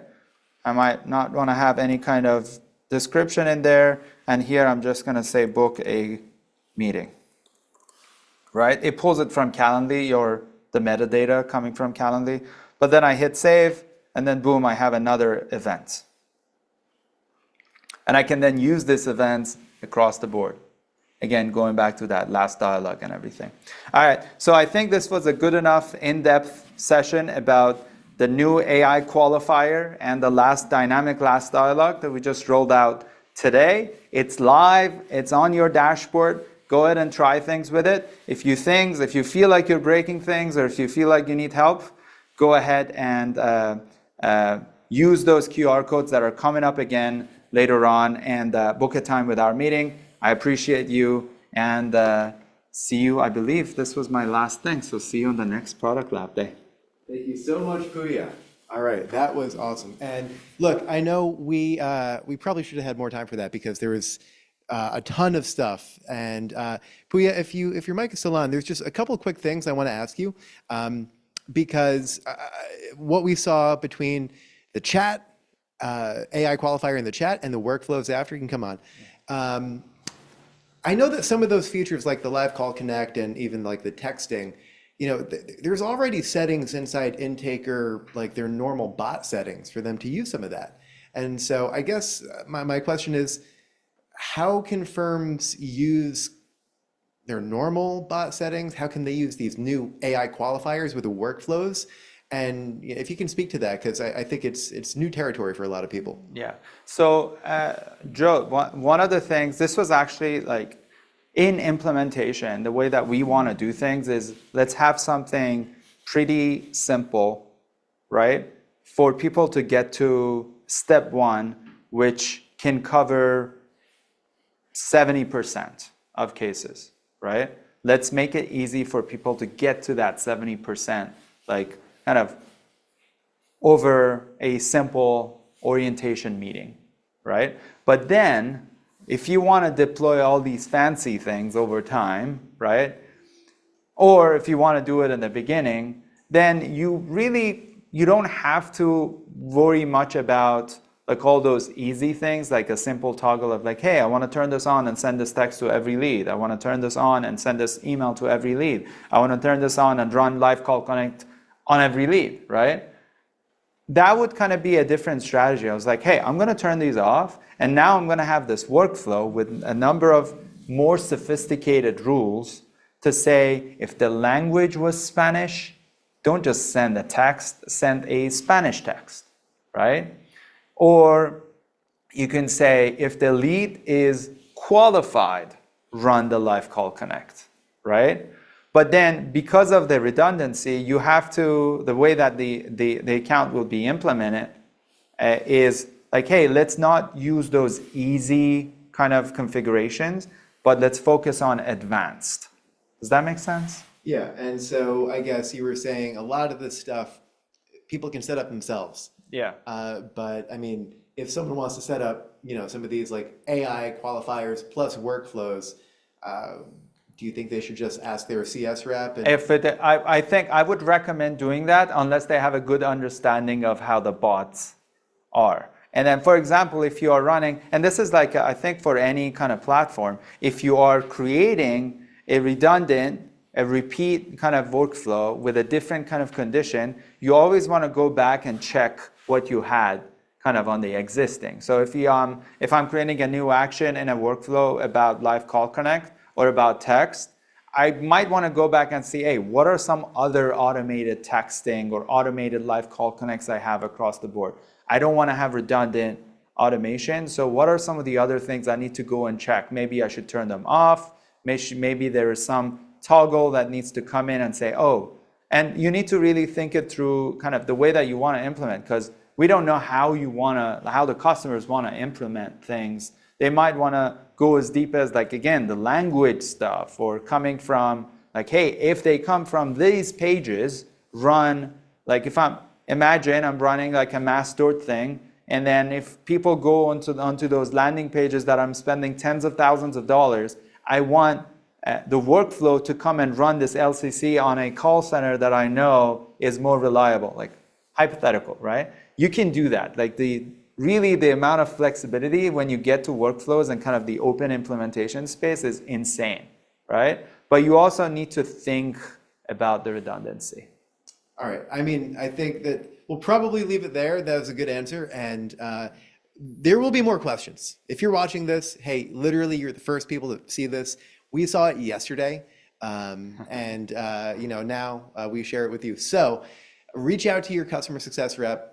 Use the link. I put it in chat. We put it in chat. And you can scan the QR code again. That QR code will be popping in and out as, hey, there we go.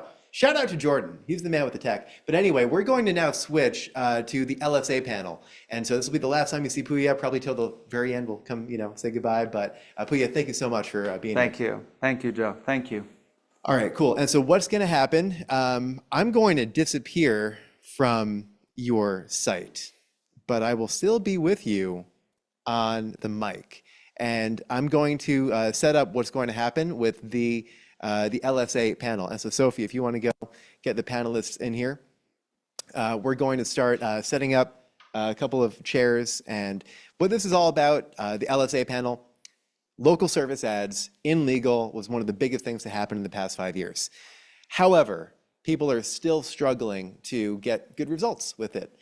So we're going to talk about both LSA in general, what we've learned working with over 150 firms on LSA, as well as some of the AI agents, the LSA responder technology. I'm sure many of you in the audience are using this right now, but you can cut the video, Jordan, and we'll, all right, there we go. So I'm sure that many of you are using this right now, the LSA responder, but there could be some areas where, you might see that, oh, there's actually a way where I can get, better results or, use this in a way that maybe you're currently not using it. And so in a bit, we're going to have two of our customer success reps, which are Yaron and Ruhi, and they're going to be answering a few questions about LSA responders. And you'll also get to meet Sam. Sam is part of our sales team here. And so if you ever, I guess, here's what I want to do. Put a 1 in the chat if you found out about Intaker because someone called you. Someone called your firm, said, hey, I don't know if you're the person to talk to, but I was looking to speak with so-and-so about your chat or the leads that you're getting, something like that. Well, anyway, Sam is part of our sales team. It has still been the biggest a driver of business. And so shout out to Sam. You'll get to see him, to Ruhi and Yaron as well, who are our amazing customer success reps. And I think we are almost ready with the mic.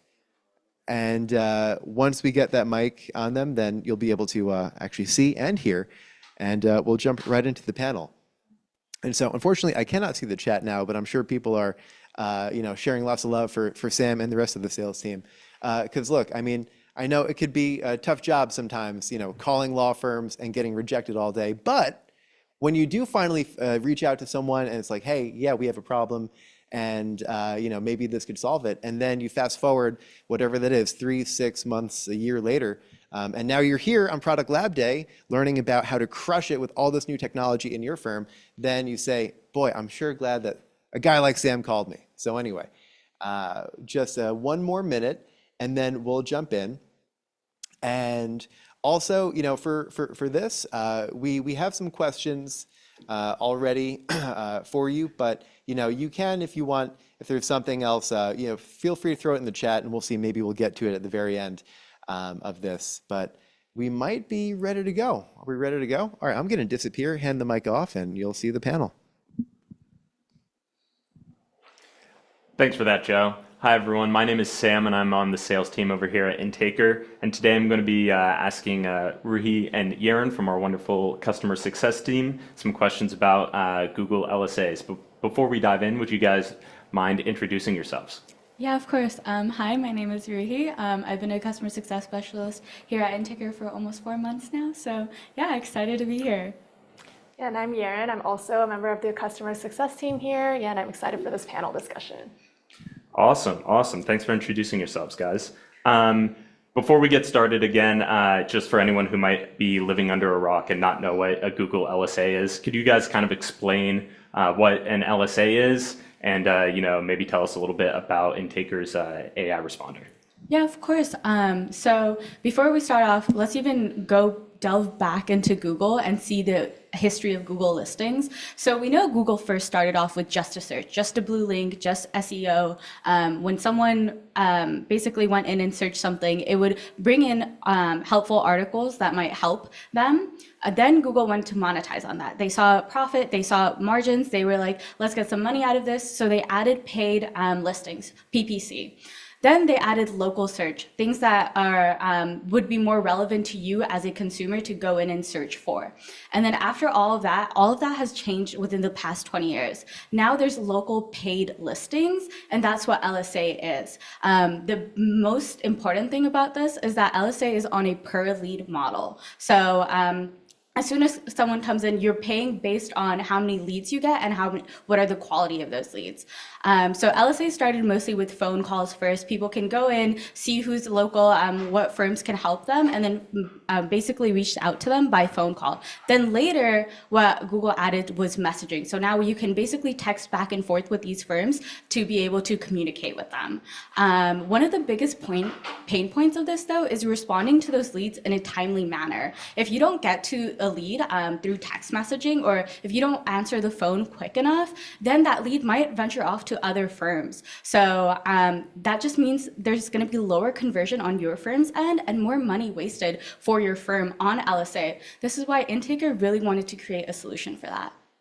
Awesome. Thanks for giving us that brief history lesson. Yaron, how have Google local service ads kind of transformed the way that law firms acquire leads compared to, traditional strategies like SEO and PPC?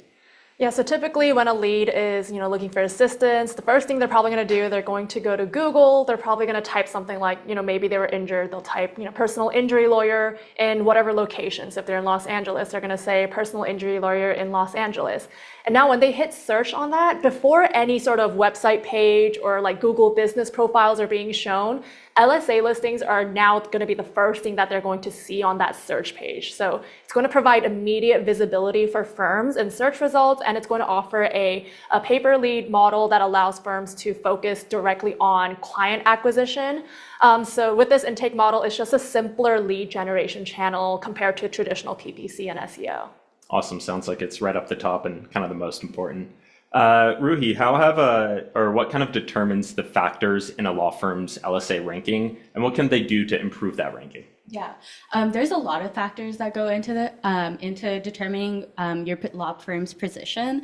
I'm going to go into the four most, I would say, highly rated ones. Of course, response time. Response time is so important.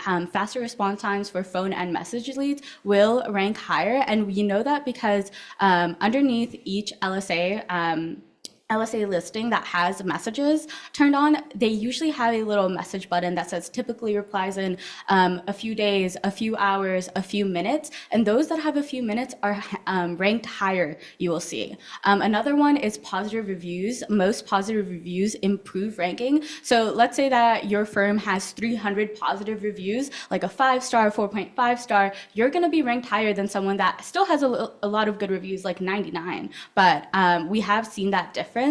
And then another one is being Google screened or Google guaranteed, depending on what sector you guys work for. So if it's law firms, it's going to be Google screened, but earning that Google screen badge by meeting your licensing and insurance requirements will really boost your credibility within Google, because you'll see the ones that don't have that Google guarantee / Google screened, you'll see that those are actually listed on a separate list below the ones that do have the licensing. So that's another one. And then lastly, just lead engagement. Efficient lead handling and engagement will improve overall performance and visibility for your firms and increase your brand image.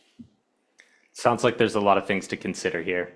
Yaron, what are kind of the biggest challenges law firms face with Google LSAs and kind of maintaining their rankings and securing these leads?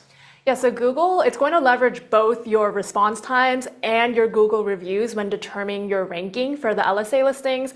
And to be clear, like when I'm referring to rankings here, I'm referring to where your listing lies on the LSA list. So whether you're going to be near the top or if you're going to be near the bottom.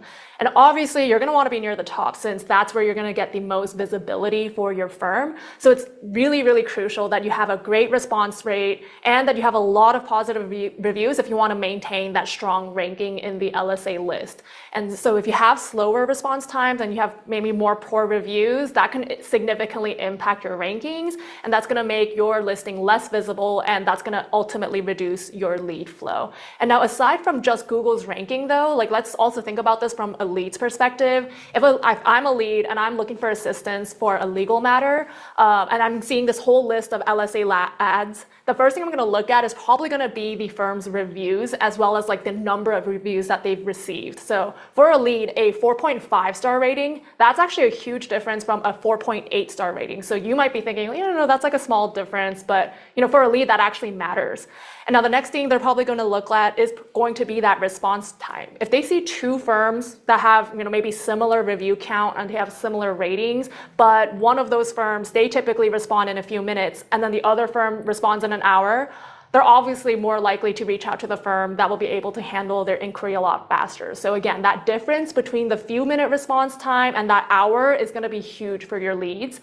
And Integer, we have solutions for both of your response times and your reviews. So obviously our LSA responder that we're going to be talking about here, that's going to be a huge asset to ensuring that your firm has the best response time. And then as for Google reviews, although it's not the main topic for this panel discussion, Integer also has our Turbo Review Bot that's built specifically to get you more 5-star reviews for your business to help address all of these challenges. Awesome. Sounds like response time is a pretty critical factor here.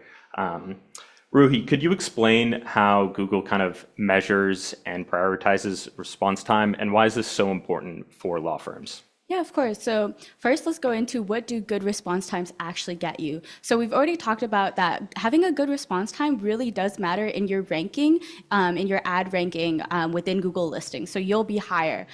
So because you are higher up in that list, nobody really scrolls to the second page of Google like when you do a normal search. So nobody's going to scroll really down that much to look at, oh, this law firm suits me best. So you'll get even more higher clicks having a better response time and being more high up there, which will lead to lower campaign costs for you guys, and will basically elevate your brand. So Google prioritizes law firms that respond quickly to both phone and message leads. You actually get penalized if you don't respond quick enough. I know for phone leads, it's like if you don't pick up like 3 times, then there's actually a penalty that Google will put on your firm. And as for message leads, it goes based off that typically replies as that we were talking about earlier. So faster response times lead to higher rankings and increased chances of converting leads into clients for your firm. Awesome. Yeah, it sounds like response times are definitely going to be super important there. But could you really quickly just kind of walk us through, what a potential new client would see when searching and interacting with a Google LSA?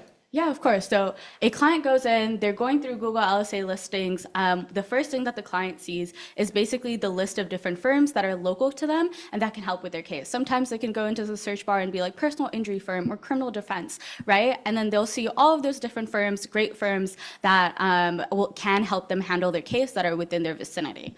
Once the client picks their firm, and if they want to message them, they get prompted a form where Google asks them questions. And this is really important because this is where the lead basically chats with the firm and gives them the information that they might need for the firm to be able to start talking with them. So they're going to ask questions like, please give us details about your situation. It's just like a little your message. Tell us what you want us to know about your situation. And then services like, was this an auto accident? Is this a criminal case, etc. Then it goes into the normal basics, name, email, phone number, which is optional. After collecting all that information, Google actually gives the leads suggestions to other sponsored firms that they can contact in the meantime. So let's say that someone put in for the message lead, hey, I need to do this, this, and this, and they submit it. Then Google's gonna be like, hey, in the meantime, do you wanna talk to all these people? And they're all sponsored. So that's why responding fast within like 20 seconds is really important, because if another person, if they go to one of those sponsored links and puts in that same information and they get a response right like this, then who are they really gonna talk to? It's gonna be that sponsored firm. So yeah, another firm can swoop in and start talking to your lead and take them from you. So it's like, I know I'm beating a dead horse here, but that's why we really prioritize response time, especially here at Integer. So from there, once the firm responds to the lead is prompted a conversation within Google where the firm's intake team can come take over, but it's all within Google's system. So it's like a messaging board or an SMS within Google itself. Yeah. Awesome. Thanks so much for walking us through that. Yeah. And just real quick, if you do see any of those kind of QR codes popping up, you can scan them. If you're not a customer, then you can scan the demo link. If you have not submitted your A2P or have no idea what that is, scan the A2P link. And if you have submitted it, you can check out our LSA responder with that LSA responder QR code right there. And then, Yaron, would you be able to kind of tell us how Intaker's AI Responder helps law firms consistently meet Google standard for response time, and even during kind of high traffic or off hours. Yeah, so as mentioned previously, it's super crucial that your firm has a fast and consistent response rate to each new message lead to ensure the top response rate, which for Google, that's going to be the typically replies in a few minutes. Now, our LSA responder, it's powered by AI, so meaning it's not a human that's being on constant standby to be answering these leads. Our AI responder, it's going to be available to respond instantly to any new LSA message leads, and it's active and accessible 24/7. So at all hours, every day, all day. So even if a lead is trying to message you at like 3 a.m. on a Saturday morning, Intaker's LSA responder, they're going to be there to handle their inquiry immediately. And so this is going to ensure that you don't miss out on a single lead, even during those high traffic and off hour periods. And then this is also going to, of course, ensure that you maintain that top response time as well. So if you decide to onboard our LSA responder to your LSA account, your intake team, they can just go ahead and relax on the weekends. No one has to be on like constant standby to be making sure that they're responding promptly to any new inquiries. They can just sit back and relax and enjoy their weekend, and they can just leave it up to our responder to handle everything for them. Awesome. That sounds super useful. I had a customer tell me that he or his partner had to be up at all times, so he was only getting a couple hours of sleep a night just to be responding to these. Yeah, we don't want that. Yeah. So Ruhi, after the lead has kind of come through an LSA, what role does engagement and kind of follow-up play in securing these LSA leads? Yeah, of course. So you guys are all great law firms. You guys know how it's like dealing with a lot of these clients. A lot of leads require multiple touch points before converting. So let's say that you gave them a call, they're not picking up, so you have to give them a text, but now they're dropping off in that text, and now it's been a day or two, we want to follow up like, hey, what's going on? There's always going to be a case of a lead dropping off. You know, it's natural, people have short attention spans or busy lives, they have a lot going on, right? So sometimes clients need that extra nudge to be like, hey, this is what we were talking about. Do you want to explain further your situation? Hey, like, I remember we were talking about this and this. Please, like, we'd love to hear more, etc. That's why Intaker's LSA responder automates follow-ups to ensure that none of these leads are lost. It's just another task that your firm does not have to have at the back of their mind, like, hey, I need to follow up with this person, and you guys can actually focus on the cases at hand instead of scrambling for more clients in that way. So yeah, re-engagement really keeps clients interested and really increases your conversion rate, and that's what we're here to do. Awesome. As someone in sales, I definitely know the importance of staying on top of a lead. Yeah. Yaron, how important is it to integrate these AI tools in your existing CRM or case management system? Yeah, so it's super important to integrate all of our tools with your existing CRMs to ensure just seamless tracking of everything and just for lead management in general. So that's why Intaker, we offer a wide variety of native integrations with the most popular lead management systems for the legal industry, as well as free Zapier compatibility as well. So this way you can ensure that all of your new Intaker leads, whether they're coming from your chatbot leads or if they're coming from your LSA message leads, they're all being pushed through into a single system. That way they're all in one spot, and you're going to minimize any duplicate processes or having to manually and tediously transfer all of these leads over. So this is just going to greatly reduce any manual effort on your end and improve your lead intake workflow. Awesome. And I'm sure you guys are experts in setting up those kind of integrations, as simple as they might be. Ruhi, what are kind of the potential pitfalls of using LSAs, and how can law firms avoid these? Yeah, of course. So one of the biggest mistakes a law firm can do is over-relying on these LSAs without a proper intake process.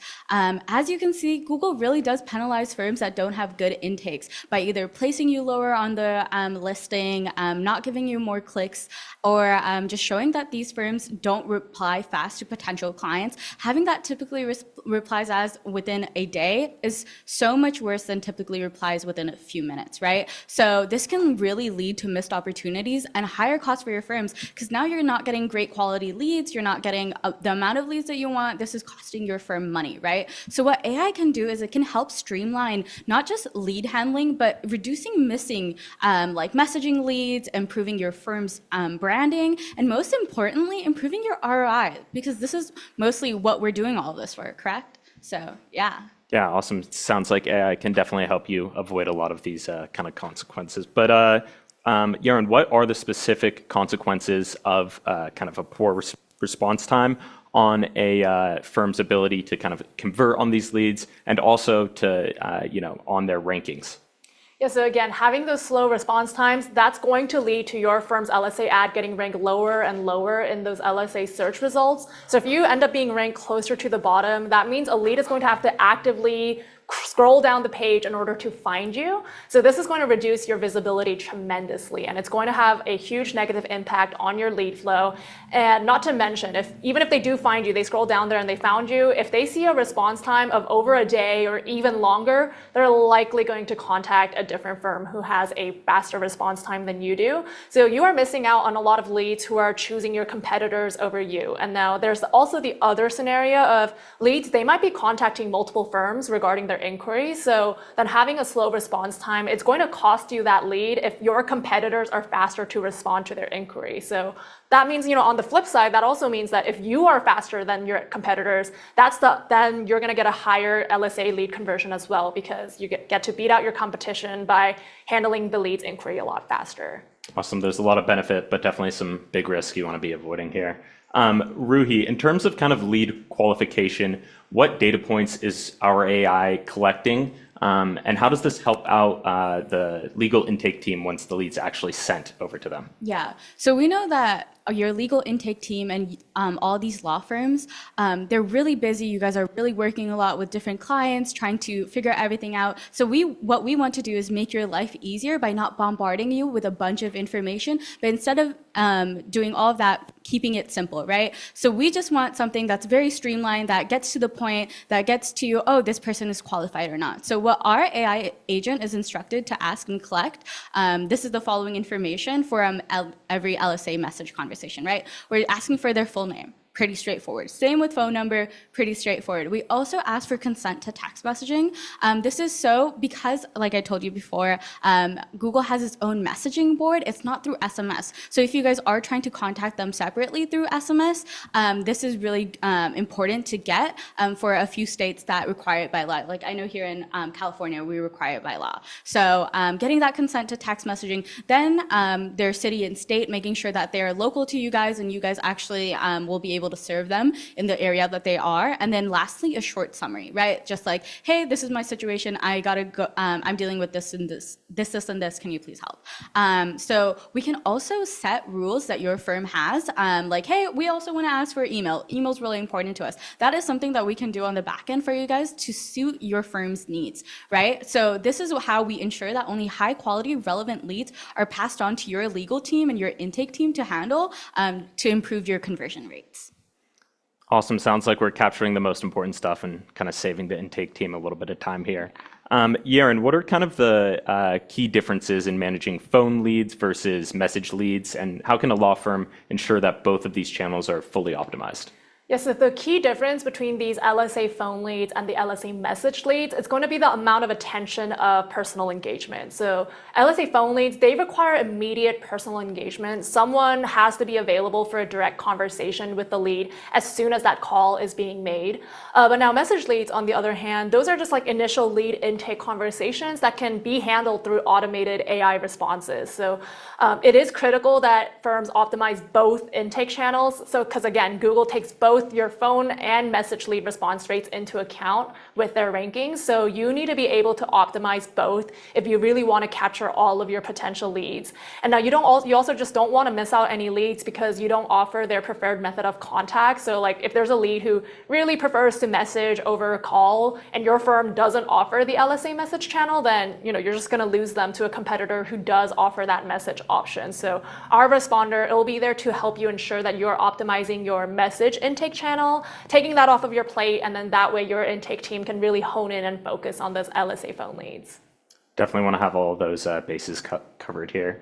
Ruhi, as LSA competition kind of increases, especially in major big city markets, how can AI kind of help firms stay ahead of that? And do you have any advanced strategies beyond kind of response time that that AI can actually help with. Yeah, it really does feel like AI is taking over the world in the past few years, I will say. But something that firms can really utilize is what we've already talked about, but really advanced personalization to your firm and your firm's needs. I feel like AI is here to make your life easier and to basically help you in your firm achieve what you want to achieve with it, right? So you get to ask leads questions that are relevant to your firm by your metrics. That's literally basic point blank what AI should be doing for you, and that's literally what we're here to provide for you guys through Intaker. But another thing that's really advanced, I would say, is automated follow-ups. You don't have to really worry about another task on your plate, like, oh, this person dropped off in the chat, I can't reach out to them, blah, blah, blah. The AI agent will be able to do it for you. Like, hey, we're still here for you. So you'd be able to get more information about their case in that way. And lastly, AI is a great tool to manage ongoing relationships to keep your clients engaged. You can have like a reminder like, hey, this is my client's birthday. Can you please send a message to them? And then it'll be like, hey, we're here at this firm. We're still thinking about you. Happy birthday. We wish you the best, right? It's just making sure that you're more present, you're empathetic toward these clients. You know that they know that you're thankful for them, correct? So I think AI tools is really great for automating not only like advanced personalization, follow-ups, but another thing that they can do is automate review requests. They can gather feedback, and then overall just improve your firm's online reputation and your ranking. Yeah. Awesome. AI definitely has a lot to offer, especially in this new LSA space. Well, Yaron, Ruhi, thank you guys so much for sharing your expertise on this this topic. We really appreciate it. Everyone, thanks for watching. If you would like to get started and kind of take a look at this, you can scan one of the QR codes down here. Again, if you are not a client, you can check out a demo and meet with our sales team. And if you have not signed up for your A2P or have no idea what that is, scan that middle QR code there. And then if you would like to take a look at what that LSA responder actually looks like on the back end, you can scan the LSA responder QR code. Thanks so much. Thank you. Thank you, team. I'll take that. I appreciate you. Thank you so much, Ruhi. Thank you, Yaron. Thank you, Sam. Thank you, Joe. You guys are awesome. Can I ask for your help actually cleaning out these chairs real quick? All right, cool. Thank you very much. All right, so where am I? I'll come. Oh my God, I'm so close. Well, okay, really quick before we move on, amazing work. Thank you, team. The A2P, so critical because if you don't have your A2P form, this is something that changed in the past like 12 months where cell providers, Sam, you can actually, if you don't mind, put that podium like right here in front of this camera. I did tell you ahead of time. Thank you so much. That's perfect. Thanks. Yeah, cell carriers require it. Businesses need to complete a profile basically with the government to say, hey, we're sending text messages for our business. You have to tell them what you're doing and why. If you don't fill out that A2P form, you will not be able to send texts, not just with Intaker, but with any of these other products that are using text message. It is incredibly important. So fill that out. And I guess if we could get that, could we get those QR codes one more time, Jordan? All right, cool. And now what we're gonna do next, yeah, okay, so remember, if you don't know what I'm talking about, you probably don't have it. Sign up for the A2P, scan that, fill out that information. Our team is gonna be able to get that passed on to you. Sometimes it takes, a couple of weeks because it's the government, but the sooner the better. And yeah, you can also scan that code, whereas to sign up for LSA Responder. And that way, when you have your A2P configured, you can start using the LSA Responder right away. So for this next part, we're going to take, consider this like a working break, a working lunch, something like that. And grab a snack, grab a drink, take a bio break, whatever you need. And for this next part, we're going to have Mike. You saw Mike come in when we had our first technical challenges a few minutes ago. Well, he's going to join us now, and we're going to talk all about integrations with Intaker, because although Intaker is, we think like the best tool ever, especially when it comes to capturing more leads, managing those leads, et cetera, it cannot work in a vacuum, right? Especially if you're a law firm, then you've got other tools, whether that's case management, whether that is communication channels like Microsoft Teams or Slack or something. And what you probably are looking for, if you don't have it yet, is for all your tools, all your technology to talk together, to work nicely, everything to just, be friends and put your data where you want it without having to ask twice. So that is going to be what we're diving into. I'll be here also to kind of back Mike up with some things. And while we will be focusing quite a bit on Zapier, it's really exciting because there's so much new stuff in Zapier. I mean, if you've been with us for a while, you probably remember when it was just like sending chat leads, right? So, oh, you get a chat lead, send it off to, such and such other program. That is all changed. You can still do that.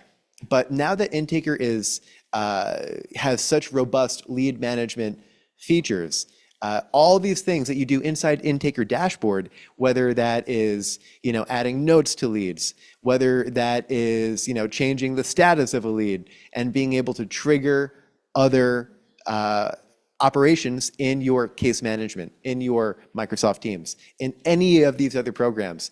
It is incredibly powerful, but it's also simple to set up. I mean, one of the biggest challenges that we have as a company is making sure that we can build all this technology, but if it's too difficult to use, that's Irfan and his little baby. Maybe they'll stop by later on. You can kind of see them in the window. But one of the challenges is, yeah, we can build this great technology, but if it's difficult to use, no one's going to do it. So how can we make it as simple as possible? And that's really why when we have this tech team, when we have leadership that is so invested in the customer experience, that's what we're doing it for, so that the tools that we build are not just powerful, but they're simple, they're easy, they're fast.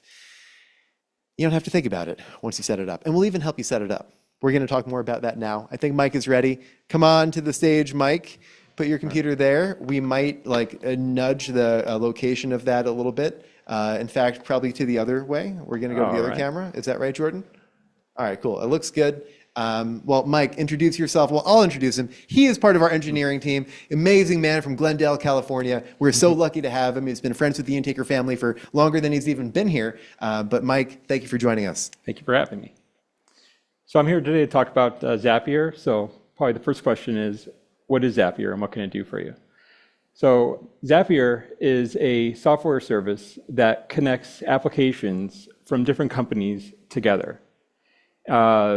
To give you an example, let's say you have a lead in the Intaker app or your Intaker dashboard, and you've just signed this lead, and now that lead is a client of yours.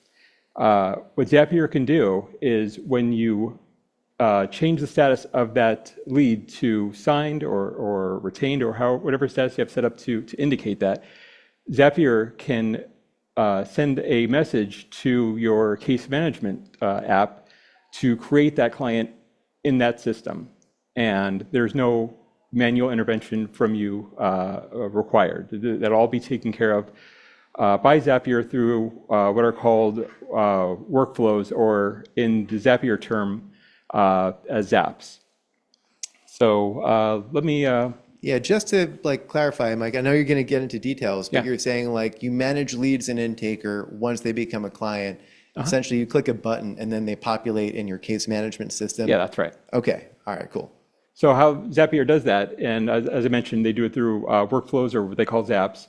There's two main concepts. There are triggers and there are actions. And so the triggers are, like in the example I gave, would be changing the status from to say retained, or to client, or signed, or however, like I said, however you indicate that that lead is now a client. It also has what are called actions. Actions are what happens when that trigger happens. So in this example that I gave, it would be the client being added to the case management app. So in Zapier, we provide 8 different triggers and currently 1 action. And there's a lot more on the way. So if you have any suggestions or ideas for how we can improve our offerings in Zapier, please let your CS rep know so that we can get that on the roadmap and get that added for you. Nice. All right. Well, we've kind of set the stage, but I think we can maybe show the good people of Product Lab Day a little bit how this looks. You know, if you are a technical pioneer at your firm, if you've gotten into Zapier before, then hopefully this helps because, you know, people know like, okay, I can move chats from Intaker to other platforms, but they might not know some of these other triggers, again, using the Intaker lead management side. What happens if you, like you said, change a lead status? What happens if someone texts you on your Intaker number? You know, where does that information go? Yeah. Or if you like add a note or some other, you know, update information inside Intaker, you know, does that just have to live there or can it go and update information outside? And Yeah. so that's kind of what we're going to show. So I think if we want to hop on the screen share and maybe give sure. the good people Sure. a look at how this is going to be. And yeah, I don't know if we're going to be as lucky enough to have Irfan and the baby show up right now. That's the break. You want to come on? Oh, it's the break? Yeah, it's the break. Yeah, we're doing Zapper during the break. We're sharing the screen. There he is. Ah, look at that. Irfan, what's your child's name? Oh, his name is Ario. Ario. And this is a chief technology officer. He built the whole thing from scratch. Thank you so much. Yes, Ario. Strong team behind me. Ario, do you want to say anything? He was born 13 weeks ago. I think he's 13 weeks. Wow. You're looking at me like you just met me. I've never met you, but you're a beautiful, strong, young man, and you're going to have a great life. And you've got a great father, you've got a great family. So let's wave to the camera, Ario. All right, that's great. Thank you, Irfan. Okay. All right, Mike. Okay. Are we good?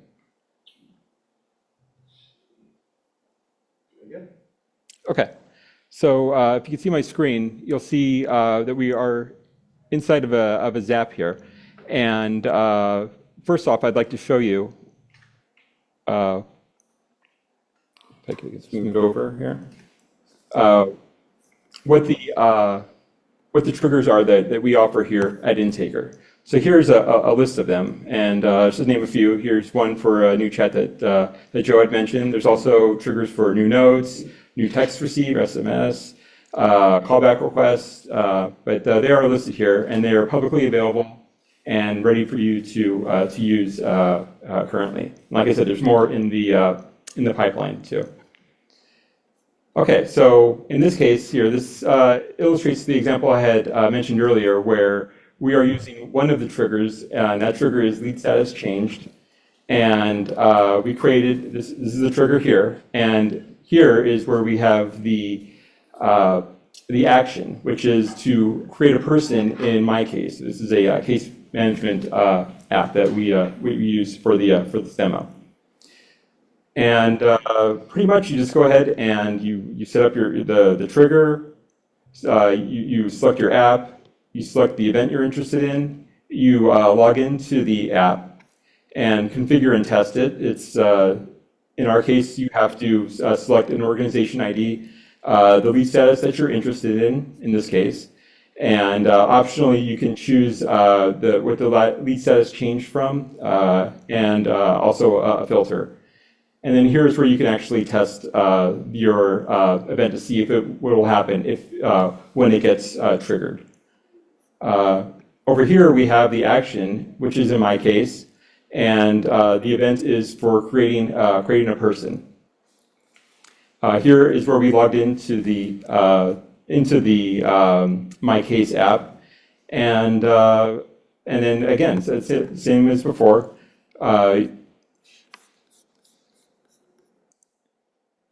You can select fields that you want to map from the Intaker lead status changed trigger. So in this case here, for email, we're mapping the chat's email from first name. For first name, in my case, we're mapping the contact's first lead, and so on. So that's the configuration portion. And then the test portion, you'll actually go ahead and send that and update my case so that a new person is created, but that'll be with just test data. So I think most of you are familiar with having a lead status change. So if we go back from here to in this case, Joe has the status of retained, and that's what we had set up in our Zap to have Zapier look for to qualify that as a trigger here in our Zap. And if I can, let's see.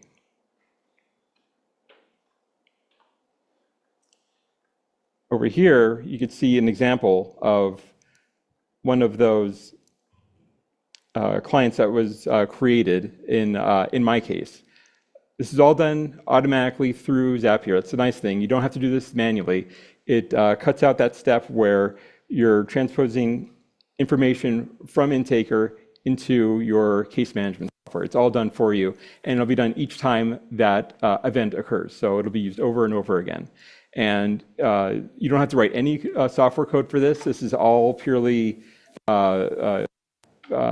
using the designer within Zapier. And it's simple yet really powerful. So some other examples we have of using Zapier for, let's say we have a new chat, which is one of our original triggers. What we could do is, I've set up here, well, I'll show you, it's a very similar outcome here. Let me edit this. Where we've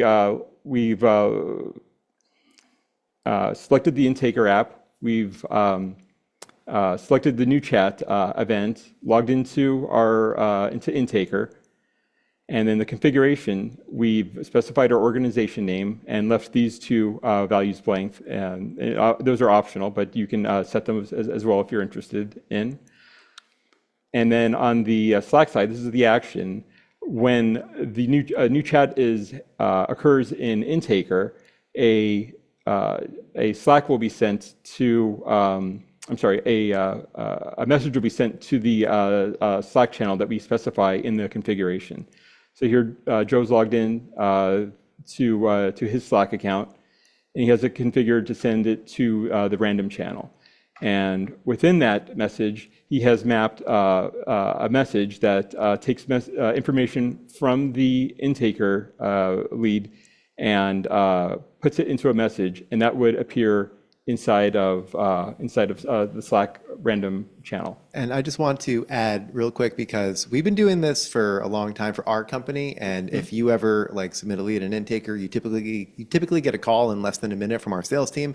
This is how we do it. And so if you are using Teams or Slack or any internal communication tool, and speed is important to you, I'm sure for everyone here it is, then this is our secret to getting immediate responses to leads.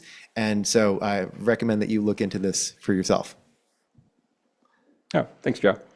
So one last thing I want to show is how to create to use an action in Zapier that we offer. Currently, there's one, but we are working on others in the pipeline. And that is to create a lead within Zapier. So a good use case of this would be if you have a web form on your application, and so you're using like Gravity Forms or Google Forms, and you submit the lead submits information through that form. We can pick that up through Zapier and have a lead created inside of the Intaker app based on that Gravity form without you having to write any code, just basically setting up a Zap like we did here. And again, very, very similar, no code written. You select the app you're interested in that hosts your web form. In this case, the one event is form submission.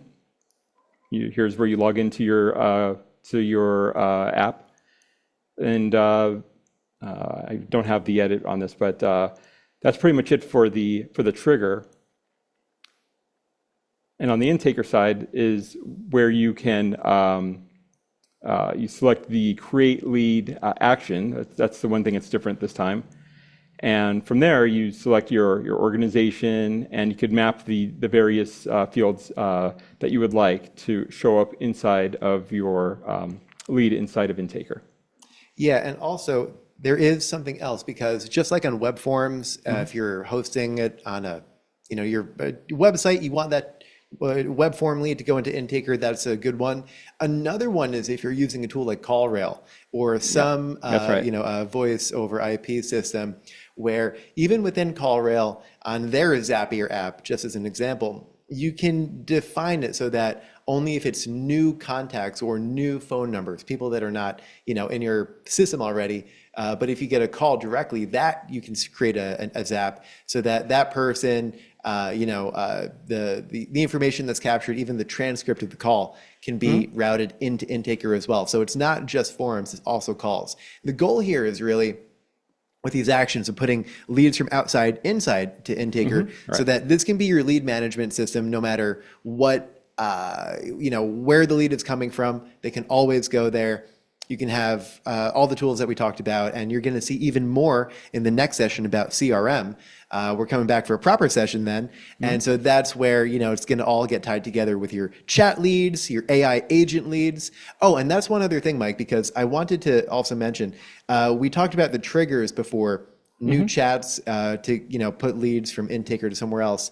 You also can now do it with your LSA responder leads or your text us AI agent leads. You're going to hear more about the text us AI agents. My point is that's a separate trigger. So if you do have that, you'll need to have a new Zap, not just for your chats, but for your LSA leads that Intaker handles, as well as your text us. And so that would be, I don't know if you want to go to one of the other, Sure. Yeah, give me one. probably one of the other Zaps. And then we could just, again, really quick show what those other actions are that I'm talking about, or sorry, other triggers, excuse me.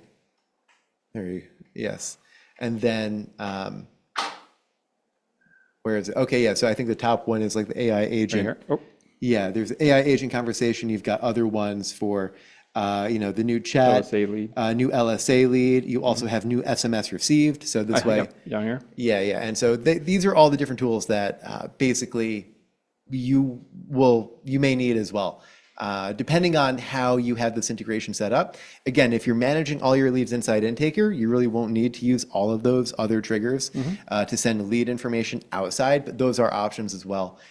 So anyway, Mike, thank you so much. Are there any final kind of closing words for the team here? Well, I think for the team now, if it's, no, I think that's pretty much it, Joe.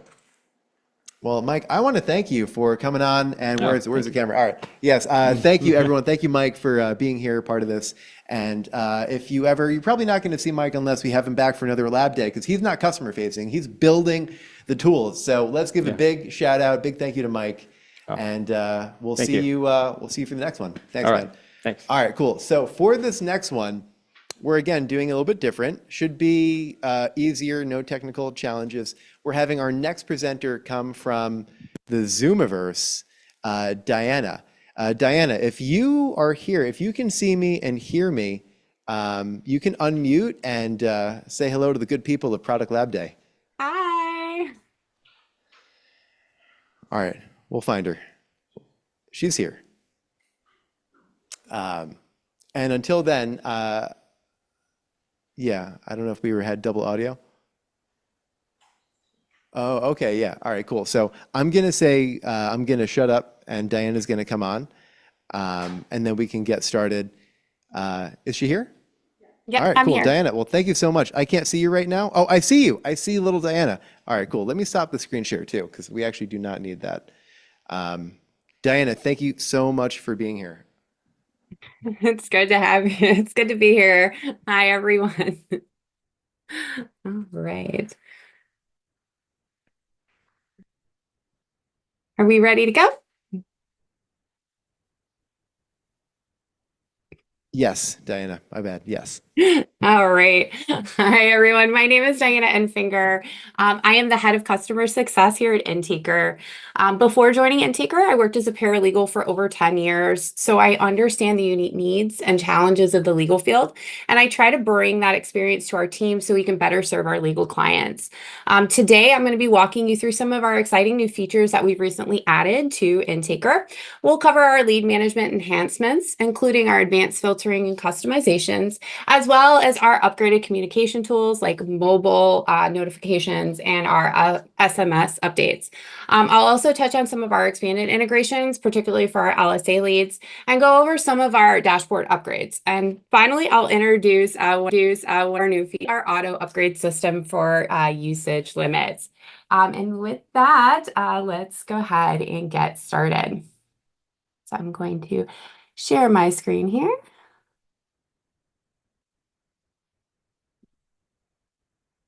All right. Hopefully everyone can see this. All right.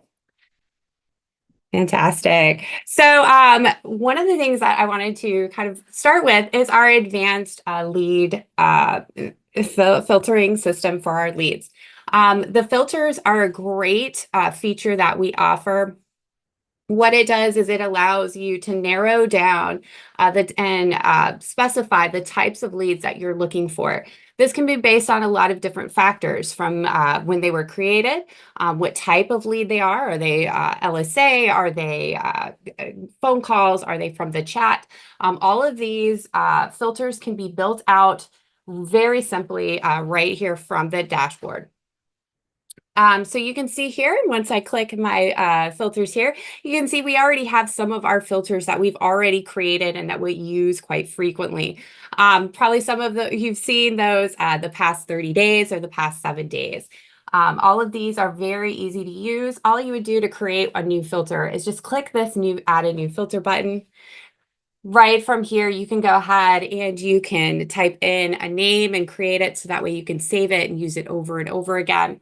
And then below here, you can see all of the different options that we have available. So there are tons of different ways that you can filter these leads for your firm. Some of our newest ones are going to be our Live Call Connect. This is great if you're using that Live Call Connect feature. And you want to see, for example, maybe the ones that didn't go through. Maybe they were not successful. So I have a filter here that I've created and we can kind of see it. And I said, I want to see all of the unsuccessful Live Call Connect statuses, and I want to see them within a date that was created within the last 90 days. So I'm kind of going back and I'm trying to see why they were unsuccessful and maybe what happened. And now I've got these leads here. I can export them into an Excel spreadsheet if I wanted to, just by clicking our export button, and you can see how we can do that fairly easily. Or I can go into each one of these individually and kind of do my own research. So maybe I want to check out Ruby Sinclair. I can check in and I can kind of see like maybe what happened here just by clicking, opening it up and seeing it. So it looks like the organization answered the call, but they didn't press 1 or connect. And so that is why it was unsuccessful. I can even change that if I wanted to. I can come back in here and I can change it. Maybe I want to make it so I see just the successful Live Call Connects. I can do that as well, just by simply unchecking unsuccessful and checking successful. Right. The next one I want to show you guys is going to be our SMS status. So this allows you to see kind of what is happening with the text messaging. So we can see all of our different SMS statuses here. Those are going to be delivered, undelivered, failed, or sending. So I can turn this link on, and I want to just see the ones that were maybe failed. I want to see who did not receive a text message. So I can go ahead, I can update that, and it's going to give me this one for Caleb Finnegan. So now I can go and I can click Caleb's chat, and it looks like I can scroll right over it. It says it was not sent to the recipient. You need to try and resend again. So this kind of allows me to come back in and see maybe which ones did not go through and which ones maybe I need to go back and resend. It'll also tell me if something was undelivered. If you see that, that usually means that you are not A2P registered and that you need to go ahead and fill out that form. So if you haven't already, please reach out to our team. You can reach us at support@intaker.me and we can provide you that link if you are seeing that your text messages are not going through. I'm going to go back out here. We've got one more filter that we've just added, and that's going to be our chat status incomplete. This is great if you're looking at your analytics and you're noticing, hey, I'm seeing some drop off. Where is that drop off occurring? You can click this, create this chat status incomplete. This is going to give you a list of all of the chats that were started, but maybe they didn't get all the way to the end of that, to that last dialogue. You can then go in individually and kind of see which ones and what's going on. So I'm going to go ahead, I'm going to click this Martha Stewart one, and then I can open it up and I can see, oh, she got close, but not quite there. Maybe I want to go to some of my other ones. I can go, here's Ava. I can look at hers and I can see, oh, she dropped off at the email question. So maybe I want to, if I'm seeing a lot of this, maybe I want to go ahead and make that email question optional if I'm seeing that a lot of people are kind of dropping off at that. So this is a good way to kind of find where those leads are dropping off and maybe what is causing those drop-offs, so you can have that conversation with your customer success specialist as to how we can help improve the chats and to make sure that your leads are going all the way to the very end and hitting those last dialogues. All right. Additionally, we've also added some customization as far as with our LCC. So I'm going to kind of show you that real quick. So for those of you who are familiar with our Live Call Connect feature, beforehand, somebody who was at the office needed to set up the dates and the times so that way it reflected the correct time zone. Now you can go ahead and you can change that time zone right here within the dashboard, so you can make sure that it is always on the correct time for your firm. So if you have multiple different locations, you can have one bot that, for example, is on Central Time and another bot that's on Pacific Time. All of those features are now available right here. So there's no having to go back and figure it out in your head. You can do it right from the bot. All right. Another feature that we've added to our leads page is going to be the ability to now go ahead and change those statuses right from here. Previously, you needed to go into each one of our leads, click on them, and then change the status and then come back out in order to see this change here. Now we can just go ahead. If I want to go ahead and say Lucas Bishop, he's unqualified, I can go ahead and click it right here. And that change happens automatically. It's going to update those filters and everything without me having to go in and actually take a look at it. I can just go ahead and do it right from this leads page.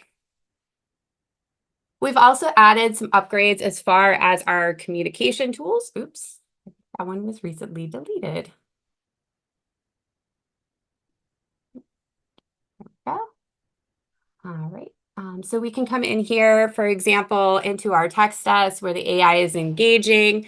And if I want, I can go ahead and I can click stop that session and I can get started and I can text back and forth and start SMS. I can also click that button here, say, yes, I'm sure I want to get started texting, and I have the ability now to go ahead and text. Another addition that we've also added is the ability to add attachments. So we can now send attachments through the SMS. So that now is all available as well. So those are our enhancements with our texting. For our settings, if we go into our user settings here, we can now manage those notifications a little bit easier for you. So you can take a look here at all of my my users that are currently available, and I want to maybe change my settings. What I can do is I can come in here and I can choose exactly how I'm getting notified for a wide variety of different things. So maybe for a new AI conversation, I want to get an email and a push notification to my mobile app. So I have my app turned on my phone. I want to get that push notification so I know right away. So even if I'm not in my email inbox or I'm not looking at my text messages, I can still get that right from here. And maybe for my new chats, I want to go ahead, I want to add that texting feature and the live call connects. I want to know when one of those happens. I can go ahead and click save here. That's going to bring it up and allow me to change the other users as well so that their settings match mine. So maybe I want to go ahead and I want to say, yes, I want Yaron and Ruhi to have the exact same settings as me, but I want to leave everybody else the same. Once I've done that, I'm going to click that apply to users, and it's going to go ahead and it's going to apply those changes directly to their accounts as well. Okay, so as far as our integrations, We've added some new integrations. You could probably see some of these here. I always tell people every once in a while, go ahead and check it out. Check out this page. We add new ones all the time, and you can kind of see the different programs that we can work with. We've added several new triggers to our Google Analytics that we're firing these 12 new events now. These include chat ending as well as our text does. So that way those events are showing up on your Google Analytics real-time report. We've also expanded some of our native integrations like Lawmatics. So these can go direct, the LSA leads now go from the Intaker dashboard directly into those programs. And these are Captora, Lawmatics, Lead Docket, CleoGrow, Litify, MyCase, and of course Zapier, which we've already mentioned beforehand. Okay. We've also added some additional features to our leads. So here you can now receive things like Johnny Smith here. We've got his lead. He had some UTM parameters that came in, and you can see those listed here on his chat. These will also be appearing on the email notifications that you receive. And also, if you're using any of our integrations, we can now take that information and parse that out for you. That also includes Gclid. So if they do have a Gclid that comes in as well, that information can get parsed over into your CRMs. Finally, I want to go ahead and show you our auto upgrade feature. This feature is great if you're kind of getting afraid of getting close to those limits. If you've ever received some of those emails that say, hey, you're at 80% of your limits, going to our billing page and going to your plan usage page, you can go ahead and you can see the current plan that you're on, as well as what is currently available on your plan and what is also offered. So we can see, like, for example, here, this plan allows for 15 different individuals to be on this particular account. Right now, I'm using 13 seats. So I have that information available. You have our contact information here as well as our office hours, so you know how you can get a hold of us. The upgrade feature here is just for right now, just for 3 different features to make sure that those leads and the LCC and the AI queries, all of those are happening and they're not stopping at any time, even if you hit that limit. From here, you can go ahead, you can adjust your limits, you can set your price right from here. So maybe I want to go I want to say I want to go up to 500. I can save that. It's going to tell me exactly what my upgrade budget is. So I've got my spending limit up there at the top. I've got how much I've used already. So I've used 300 and I still have that remaining upgrade budget of 200 available. As you can see here, you can also see exactly what those were utilized for and when they were added. So on October 10th, for example, we added an additional 1,000 visitors. And on the 18th, we added 60 minutes of LCC and an additional 500 queries of AI. So as you can see, these upgrades will happen automatically. Your leads will not get locked. Then during office hours, your customer success specialist will reach out to you, let you know that this auto upgrade has taken place. They'll also let you know if there's any, what the fee is and all of that. And they'll reach out directly to your team to make sure that you guys are aware of that. So that's kind of my presentation. If you do have any questions or anything, please feel free to add them into the chat. And those are some of our latest features. Great. Can you hear me? Thank you so much, Diana. That was beautiful. So, all right, I was going to ask you, I guess, one more thing before we wrap this up, because you know, talking to Puya about some of the things, a bunch of new stuff that you showed is great. But for those who don't know or aren't familiar with some of the other like core features that we did not touch on, I wanted to ask about pipelines because when we talk about like Intaker as like a real lead management solution, then having a way to like easily manage those leads from stage to stage, would you be able to just go over that quickly? Yeah, so our pipeline feature here is available for all of our plans. And it is a great way you can create your own pipeline so it meets your firm's needs. And then as you kind of add these leads to your pipeline, you can then drag and drop them into whatever order that you need. So that way they're coming in and you're kind of making sure that they're followed up. This is just a great way to have that snapshot to see exactly where the leads are and kind of what you need to do to get them to either signed or to set that appointment. And you can kind of add new pipeline stages from here. You can also do it within your settings section under custom pipelines where you can edit them out. And create different stages and conference levels, and even set up some statistics. So maybe you want to see how much these particular leads are going to be worth. So you can see how much is in each stage. All of that is available right from here. Very cool. And Diana, I mean, I know this is just a quick little snapshot of some of this stuff. You went over what's new. There's a bunch more here, but the goal wasn't to like give a whole, soup to nuts look at the CRM. If you are either not using it to your full potential, or you say, hey, I'm using it, or maybe I only log in to look at my leads. I don't really know about the CRM. Then Diana and her team would be happy to kind of walk you through on a personal call to one-on-one, just to show you what's possible and what other features that you might find useful. So Diana, before you go, any final words, thoughts, or anything for the audience here? Yeah, just always be sure to check those emails.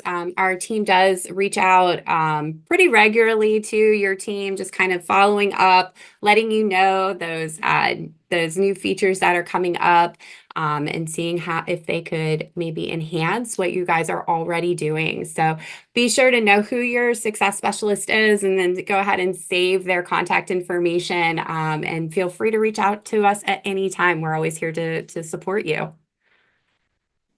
Diana, thank you so much. Okay. And here's what I would just want to say to that. We would not have anything that we have without our customer success team. So you heard from Diana, you heard from Ruhi, you heard from Yaron. But I just want to give a big shout out to the three of these wonderful women, and Diana especially. Thank you for kind of showing the good people of Intaker Land what is new in the CRM.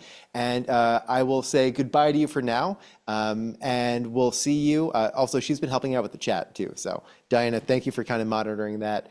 But I guess what's next is we're going to bring up our special guest. We've changed a couple things in the order of presentations because, well, we're a little bit behind, so sorry, but I'm really excited that you're going to have a chance to meet one of my favorite people that I've met in like the whole 5-year journey with Intaker. Just the energy, the warmth, really the candor, and like the sincerity in really wanting to help, wanting to support, and being there, for us as a partner when we need him, but also for our clients, and making sure that just everyone in the Intaker family who's part of the Foster Web family is taken care of on both sides. His name is Chad Foster. He's the Vice President of Business Development. And he is going to come on, I think, Chad, are you there? Can you see me? Can you hear me? I can see and hear you, thankfully. Can you see and hear me? Yes, you look great. You sound beautiful. And I am going to turn it over to you. I'm going to be here, but I know that you've got something kind of special that you want to share. And also, for everyone, before I turn it over to Chad, I have an announcement. I didn't announce this before, but we mentioned before we're doing a raffle. We're giving away a Meta Quest 3 today for anyone here. But before you have a chance to win this, you got to stay for Chad's talk. I'm kidding. We got a little bit more after this, but stick around. I mean, Chad is, like I said, a really core partner in the Intaker family, and I'm excited to hear what you have to share today. Chad, welcome and thank you for being here. Well, thank you for that, Joe. And I might need a moment just kind of catch my breath and wipe a tear from my eye from that very sweet introduction. But thank you. And yeah, I mean, we're excited to be working with you guys. And there's only we don't endorse anybody we don't believe in, and we don't work with people that we don't know to take care of the people that we trust them to take care of. And so Intaker, you guys over there have been fantastic with our folks and with us. So I love it. And I'm happy to be here today. So happy Thursday, everybody. And so, yes, my name is Chad Foster. I'm responsible for business development and partnerships with Foster Web Marketing. And for those that don't know, we're a full service digital marketing and consulting agency focused on law firm success for more than 25 years. So that's kind of the short version, but enough about me. This is about you. So we got about 20 minutes to play with. And that is if Joe hasn't, maybe, hey, Chad, can you do it in 18 or can you do it in 30? I don't know. I'm going to be flexible, but hopefully we're going to walk away with smiles on our faces, some good takeaways. And of course, yes, there will be an offer at the end. But until then, what are we going to do? Am I going to show you fire? Probably not. But it isn't always about what you're going to hear. In my opinion, it's about when you hear something, how you hear something, where you are in your lives and in your practices, that you hear it, that you can really appreciate it and apply it. And that seems to be, pretty sage advice when you really think about it. And it wouldn't be a presentation without a profound quote. So here's number one for you guys, right? Experience is the great teacher. So saith Julius Caesar. I do love that one. So, hey, let's learn from each other, learn from our mistakes. And if you're going to walk through a minefield, Joe, what's the rest of that? I have no idea. Okay. Follow somebody. You're going to walk through a minefield, follow somebody. I don't know who originally said that, but I will give credit to Charlie Hoffheimer in the meantime. So we're going to take that quote, though, and take a slightly different approach to many things that you likely already know in some form or fashion with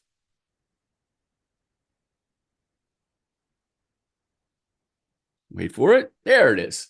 There it is. Okay. This technology stuff, maybe one of these days I'll figure it out, right? But the New Frontier Search, how to outsmart your competition and get the best cases and clients. And Joe, can you confirm that you're seeing this okay? Yeah, you look good. Hey, I thank you for that, but can you see the presentation? Oh, yes. Okay, outstanding. Okay, so the New Frontier Search, how to outsmart your competition and get the best cases and clients. And we're going to sum it up in 2 words. Omnichannel marketing. Let that sit there for a minute. Omnichannel marketing. Now, the next quote I have for you guys is from Henry Ford, right? Competitor to be feared is one who never bothers about you at all, but goes on making his own business better all the time. So we are going to attack this quote, this idea, this concept, and challenge it. Does that make sense? Do we not care about our competitors? Should we care a little bit? Should we care a lot? Well, I guess let's find out. And let's start with 7 reasons attorneys turn to marketing experts like Foster Web Marketing. Shameless plug number 1. Okay? All right. First one is relevancy, right? They come to us looking for relevancy. They want to stay ahead of the competition because that is, of course, a priority. Are you good? Is the firm in good shape? Is the firm wanting more? Is the firm being outmaneuvered, right? Are there young whippersnappers that are getting all my cases, great googly moogly? Or are we dominating and crushing? Are we trial attorneys and they're not? Are they and we're not, right? So what are those differentiators and how are you being outmaneuvered if you are, right? And branding. Do you have that instant brand recognition, right? Not to mention the E. coli fast food chain, but golden arches of golden arches of the golden arches. You've got instant brand recognition. Does your firm? And people come to us for that, right?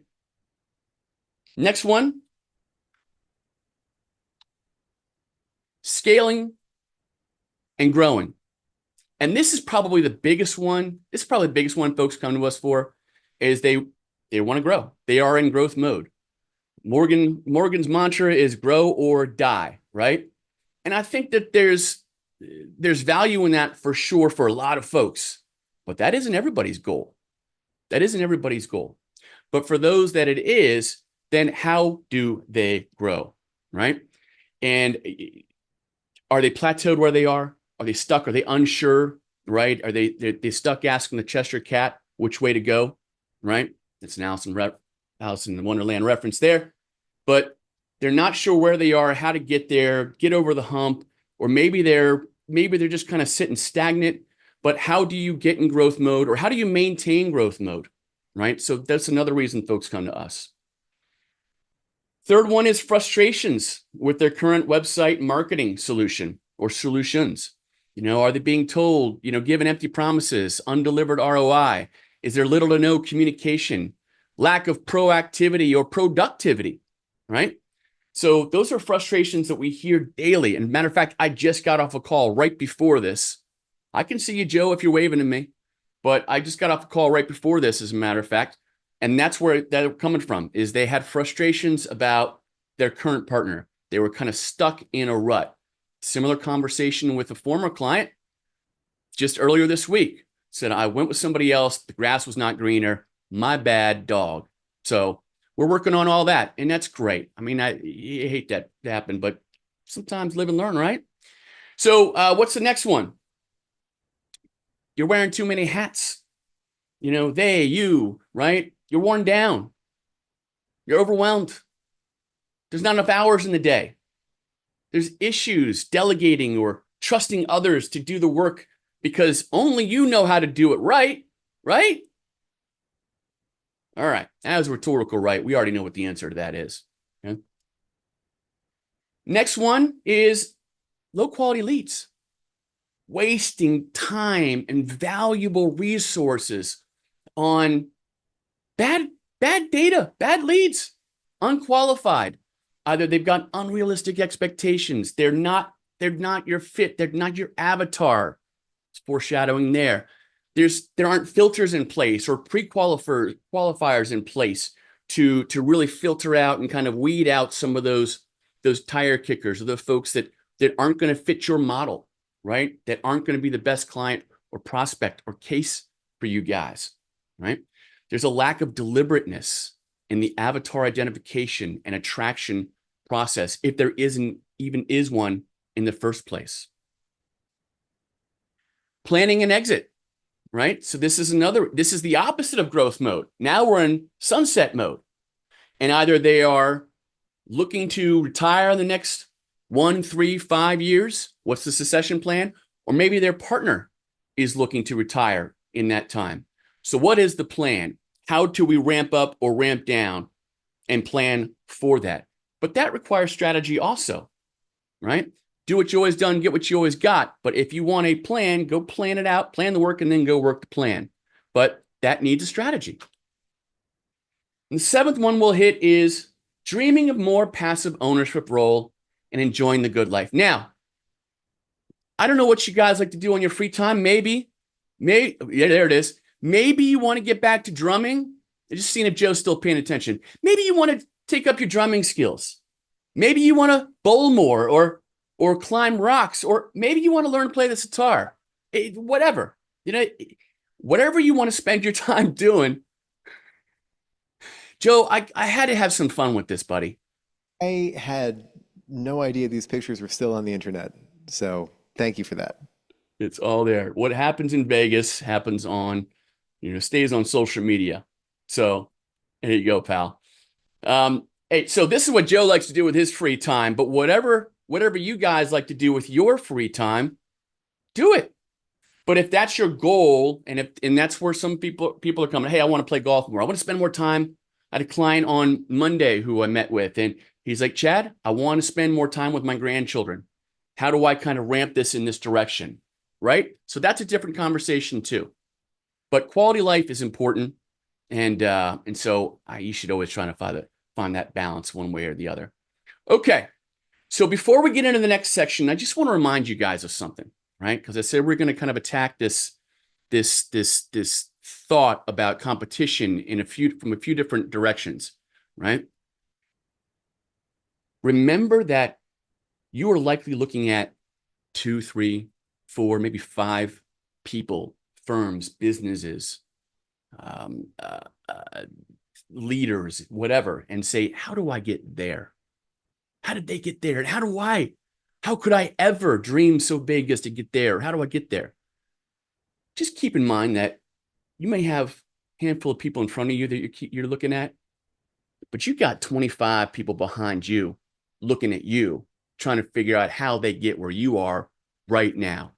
So the note here, guys, is that pay attention, but don't obsess. And remember, the incremental effort can net exponential results. That said, we're going to start talking about crushing the competition. He says with grind, grunt, and emphasis, right? So here's 3 steps to crush the competition. Number 1, understanding your competition. Number 2, understanding thyself, right? Old English, and understanding marketing. Let's break those down a little bit. So number 1 is understanding yourself, or actually understanding them, understanding your competition. Get into their heads, right? Start by the obvious. Go to their website, right? Go to the website, check them out. What are they doing? What are they saying? Who are they going after? What's the voice? What's the tone? Are they doing videos? Are they staying active? Are they doing things in the community that's tied to there? But what are they doing and what are the takeaways there, right? And by the way, careful about that. Actually, save that for a moment. Careful about chasing, but check out their website and then do a SWOT analysis on them, right? Strength, weakness, opportunity, threat. The classics are classics for a reason, right? Because they stand the test of time. So doing a SWOT analysis, and not just you, but several of you working on SWOT analyses, several of you do them, right? But do it on your competition. But again, don't obsess too much. It's just a good exercise. Next, turn the table. Do it on yourself, right? What are your strengths? What are your weaknesses? What are your opportunities? What are your threats, right? And you got to be honest. You got to be honest with yourself. Real gut check time, guys, right? That's how you really get the most out of this, and save those. And then every year go back and check them. What's changed? Have you grown? Have you improved, right? Measure yourself against your past. And then number 3, understanding marketing, getting into the purpose of marketing, right? Silo scaries are this, right? You may not be able to list marketing as an asset, but it's not an expense. It's an investment, right? It's an investment. And the purpose of those marketing investments is to grow your revenues. So you have to weave that mentality into your culture, into your business. Weave deliberate acts of marketing into your practice. Test, track, measure. Absolutely. What's working? What isn't? But then take that data and leverage it for better results. But you have to buy in to marketing, and not marketing for the sake of marketing, not random acts of marketing. Be very measured, be very deliberate, and then track everything. Okay? All right. So let's map some of this out. Destination, the path, and the vehicle. How are we doing on time, Joe? I think we got time for more. Go ahead. Okay. Because this can go, I'm going to have to kind of give the abridged version, but there's a lot that goes into it. But so the destination, setting your quantitative goals, the where. So short version is setting 5-year goals, 1-year goals, reviewing your P&L, right? And then determining those quantitative goals, right? So what does that mean? It means looking at your annual gross revenue, right? And what are your 1 and 5-year goals for your annual? What are your 1 and 5-year goals for quarterly? What are your 1 and 5-year goals for your monthly gross revenue? How many locations are you looking to add if you are? Attorneys, if you are. Support staff, if you are, right? What are those goals 1 into 5 years? And lay that out. The path, campaigns and strategies. So it's looking at timelines, revenue goals, vertical target market, length of duration, And then again, annual, quarterly, monthly, and weekly measurement, right? Campaigns, vertical, being very focused. You need an overall theme to your campaigns, right? No random acts of marketing. Be strategic in the messaging. That's all built around your avatar, right? What's the duration of each message and campaign? And then when and how are you launching each of these? And then tracking and measuring everything. An annual power statement. That's a fun one, right? So what is that? That's listing out 4 problems that you have. 4 problems with 4 solutions, 4 differentiators, and we're breaking the rule of 3. We're making a new rule of 4. 4th one is call to action. What do you do with that, right? So we've identified 4 problems. We've identified 4 solutions. We've identified 4 differentiators. Now, what's the call to action with that? Campaign structure. So now you break it down even more, right? You start with 1 problem, 1 solution, 1 differentiator, and 1 call to action. Prioritize there. The theme is just a consistent umbrella for the duration of each campaign. You can have sub-themes, messaging, delivering it through tactic channels, determine cadence, calendar timelines, just kind of mapping it all out, sub-campaigns, main campaigns, but using those tactic channels to deliver the messaging. Track and measure, track and measure, track and measure. All right. Then we get to the vehicle. And these are the tactic channels, the how, right? So what is it? It's cold calls, if that makes sense. It's email campaigns. It's direct mail. It's newsletters. It's blogs. It's articles, FAQs. It's social media. It's billboards. It's videos. It's media ads. It's podcasts like second shameless plug, World of Marketing with Tom Foster. That's right. You can find that on YouTube and your local channels. Podcast with Tom Foster, World of Marketing. Sorry, Joe. Next, pull tactic channels. Those are launch events, nonprofit partnership events, marketing funnels, partnership marketing, affiliate marketing, sponsorship marketing, conferences and trade shows and digital business pages and reviews. The hub. The hub's my favorite one because that's the website, right? What are the landing pages? Where are people going? That is the hub for all your marketing efforts. Push, pull, boomerang, right? All of it, right? It all funnels back to your website. So you've got to answer their question quickly and easily. You've got to have a great 3 to 5 second first impression. You've got to answer what they were looking for. Tell them what you want to do once you've done everything that you said that you were going to do. Every single page of your site is considered a user-friendly, information-based, conversion-focused experience. Website is the hub for all your marketing efforts. The boomerang, the theory behind the boomerang is it's the push-pull for ultimate conversions. And that's why it's important to have an omni-channel marketing approach, right? Multifaceted, comprehensive, right? You got to have a lot of things going, diversified portfolio.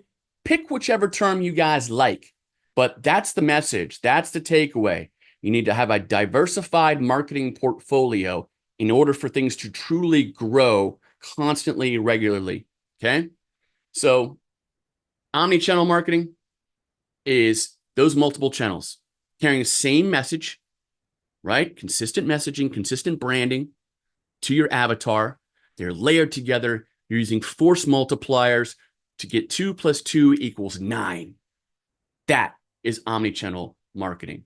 And the omnipresence, it's the quality of being everywhere at the same time as though all enveloping. And this might be where I would put my fingers together and do an Aum, Joe, and do some meditation exercises. Did I miss the stretching? Did that already happen? We had to cut the stretching this one. We had too many technical difficulties. But next time, Chad, you'll be invited.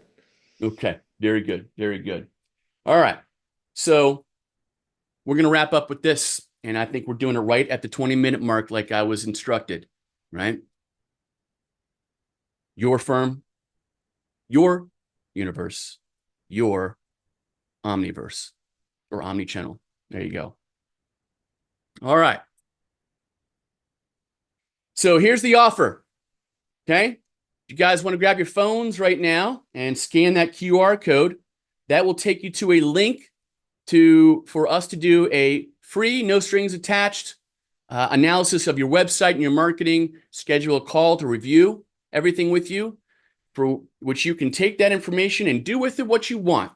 If you want to talk about how we help law firms, happy to have that conversation, but you're going to have to ask, right? This is just going to be all about you, but grab that. And if there's any questions, I'll take them.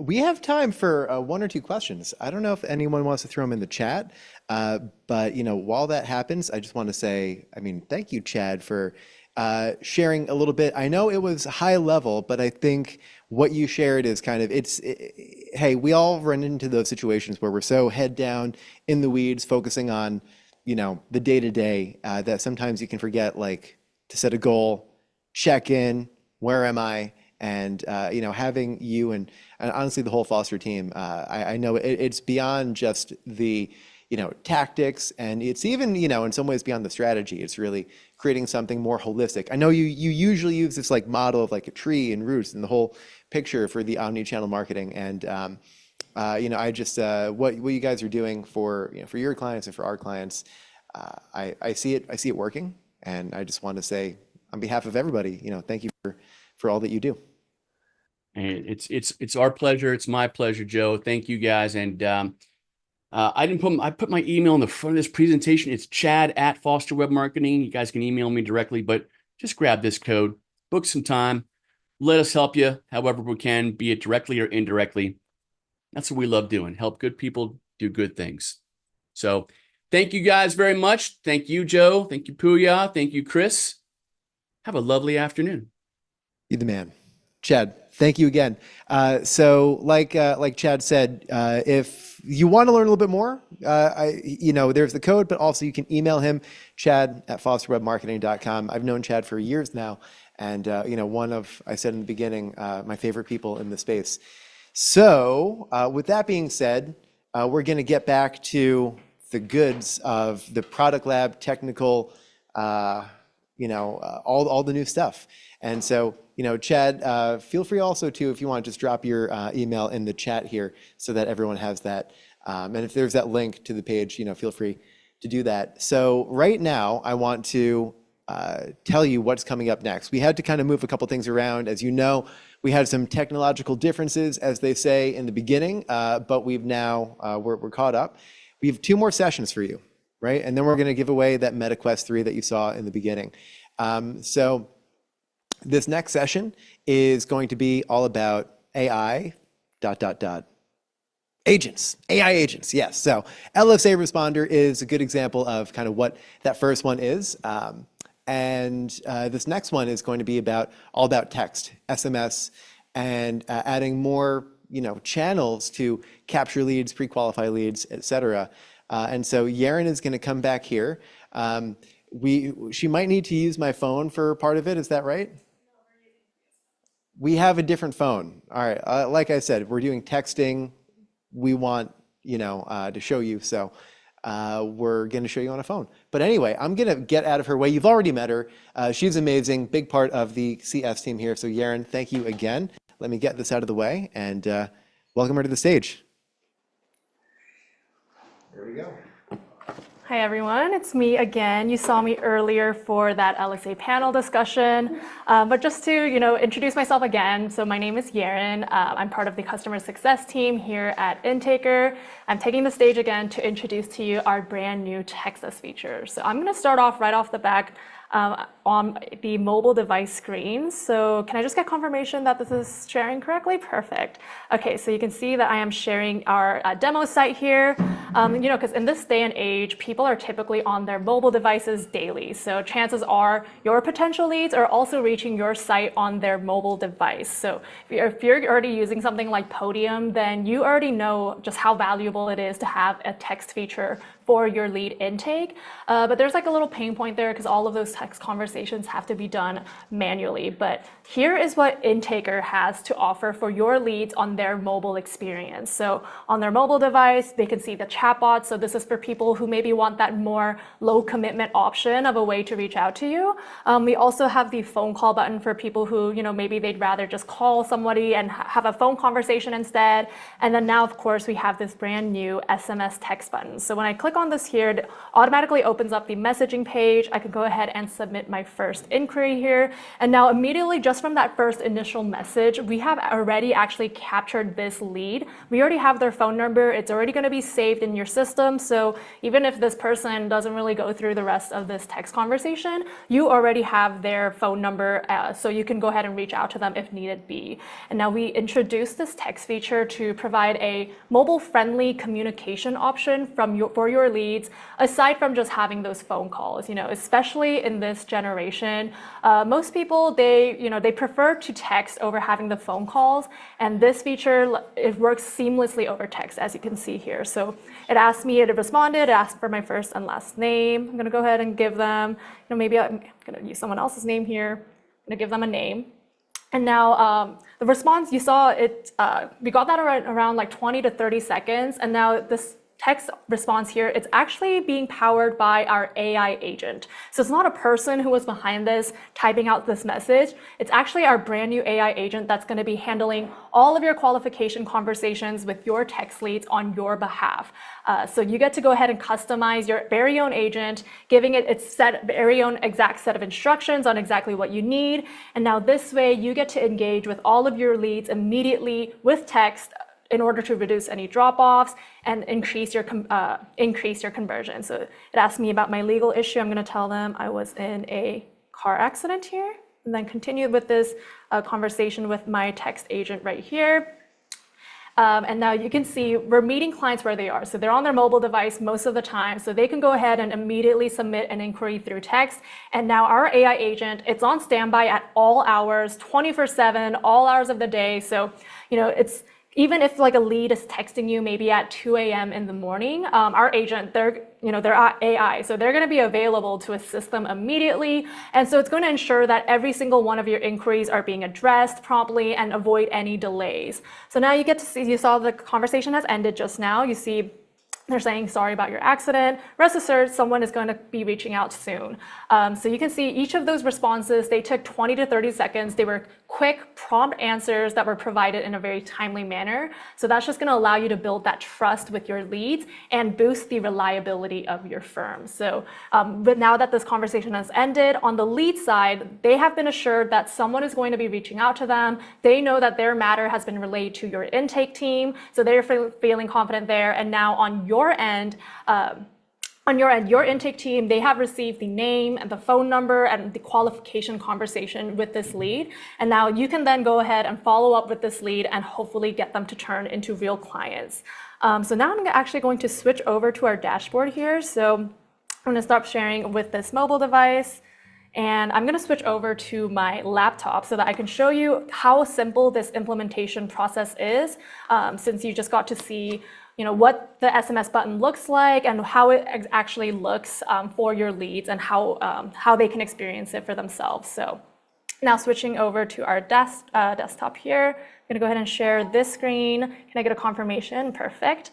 Okay, so this is where you can go ahead and start the implementation process with this Text Us button as well as the AI agent. So as for the button itself, it's actually going to be in your bots. So go to your bots here. This is that welcome bot that we saw on that example site. If I go to appearances here, now this is where you can actually go ahead and turn on that Text Us button.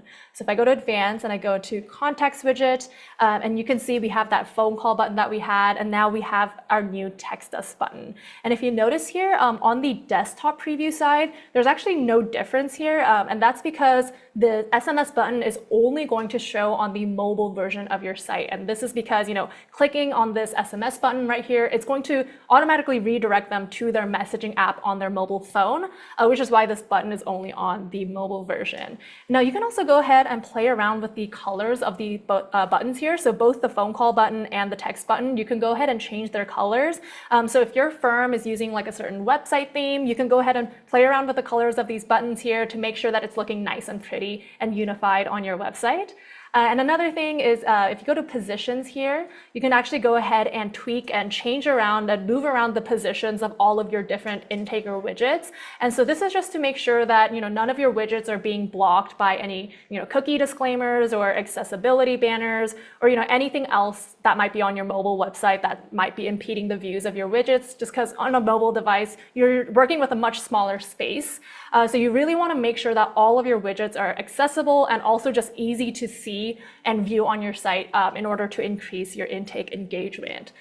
So bot appearances, that's where your button actually is, and that's where you can go ahead and play around with the SMS button itself. But as for the AI agents, they're actually going to be living in this tab right here. So we have this new tab right underneath bots. It's called AI agents. And now this is where your AI agents come to life. So this is where you get to decide how you want your agent to sound, how persistent you want it to be, and exactly what kind of information you want it to receive. So there's like a lot of different use cases that I want to go over with your AI agent, as well as different customer journeys and what it can do to make your intake process easier. But real quick, before I get started with any of those instructions, I'm going to go ahead and go over some different settings you can play around with your agent. So for example, the first thing you can do, you can go ahead and even set the personality of your agent. So you get to decide how you want your agent to sound. Do you want it to be super friendly and casual? Then you can have it set to the welcoming tone. Or maybe you would rather have it be super strict and professional, then you can go ahead and keep it as very formal. Or you can have that like in between where it's professional, but it's still empathetic. And you can also go ahead and play around with the length response of the responses. So if you want it to be super brief and to the point, you can go ahead and keep it short and concise. And this is actually recommended just because you want to keep it just like that casual text conversation. You don't want it to be dragged out too long. But if you wanted to, you can have your agent be super thorough and detailed, and you can set it to be very explanatory instead. And then also, you can go ahead and fill out all of your company details here. So about your company, all of the different practice areas and services you guys offer, as well as different addresses. So maybe you guys have multiple locations. You can go ahead and add all of your different office locations here. Same with the contact phone numbers. If you guys have just one office number, you can put that here. If you guys have different numbers by department, you can also go ahead and add all of the numbers here. You can even go as far as adding specific attorneys' phone numbers in here as well. And now the reason we ask you to write out all this information is in case during the text conversation, if the lead happens to ask the agent a question like, hey, do you guys have a location over here? What's the address if I want to visit you in person? Then the agent has the correct and accurate information to provide for that lead. And same with the phone numbers. If during the conversation, if the lead happened to ask like, hey, do you guys have a number I can call you guys directly at? Then again, the agent has the correct and accurate information to provide for them. And now the last little setting here is going to be the follow-up strategy. So this is how soon the agent is going to follow up with the lead if the lead happens to ghost the conversation and they stop responding. So this is how soon it's going to respond to try to get that lead to re-engage with the conversation. So if you wanted to follow up as soon as possible, you're going to want to do after 30 minutes. If you wanted to, maybe give the lead a little more time, keep more delay, you can have it be after 2 hours. So all of these are up to you guys. You guys can go ahead and tailor this for your own needs. And now, so those are the different settings with the agent. But moving back to those qualifying questions and that instruction sequence, again, there's a ton of different use cases and customer journeys you can do here. So this is that agent that was responding to me earlier. It was super simple. All it needed was my legal issue short story, and then done. It ended the conversation. It told me someone's going to reach out. But you are not limited to this. You can go ahead and actually add a lot more instructions here. And you can even use your agent to pre-qualify all of your leads and auto-reject unqualified people. So similar to how our chatbot, it's used to pre-qualify your leads, you can kind of do that with the agent too by giving its own set of instructions, and you get to give all of the instructions that are specific to your firm. So for example, here, I'm gonna go ahead and instead of just ending the conversation after the short story, I'm going to ask what state that they're located in. So I'm going to say, ask what state they are located in. And then you can see that instruction, there's no coding involved. It's all super simple human language here. And I chose the state question because it's a pretty general one for, regardless of practice area, you're going to want your lead to be located in the practice area or in the state that you practice in, which is why we're going to ask the state question here. And now because the agent is AI, it's smart. So you can go ahead and give it very detailed instructions on exactly what you're looking for, as well as implementing some decision logic. And now this decision logic is going to be important for that auto rejection. So for example, here I'm asking what state they're located in. Now I'm going to go ahead and instruct the agent to go ahead and reject people who are not in California. So I'm going to say if they are not in California, then reject their case and end conversation. So you can see you can go ahead and instruct your agent on rejecting people who are unqualified. That way, your intake team, they don't have to waste their time or their resources, interacting with unqualified leads. They can just go ahead and focus on the qualified people instead. And now by instructing your agent exactly what to look out for to auto reject leads, who you can, really handle cases for anyway, this is going to then allow you to also instruct the agent to, go ahead and maybe book a consultation or, reassure leads who are actually qualified. And now again, here we just have this state auto reject question just as like a more general auto rejection, but again there's no limits on what you can instruct your agents to do. So you can go ahead and add many more instructions in here. So for example, another example, you can go ahead and have your agent auto reject by practice area. So you can add an instruction for the agent to maybe watch out for certain keywords and go ahead and auto reject people who are coming for unrelated case types. So just like as a quick example here, if you're doing family law, you can go ahead and instruct the agent to auto reject if they hear some words like personal injury or if they hear anything about bankruptcy or DUI, you can go ahead and tell the agent to go ahead and reject those people. Or if they're coming for anything unrelated to a family law issue, you can go ahead and tell them to auto reject them. Or, maybe you're a bigger firm, you handle all of these different practice areas and you have multiple different services, then you can actually, again, you can go ahead and implement decision logic for the AI, and you can make sure that it's asking the correct qualification questions depending on the case type. So again, you can go ahead and give that instruction of, if they are coming for estate planning, then ask them this set of questions. Or if they're coming for criminal law, then ask them this set of questions. So you can go ahead and do auto rejection by practice area. You can also go ahead and branch out into more instructions based on practice area.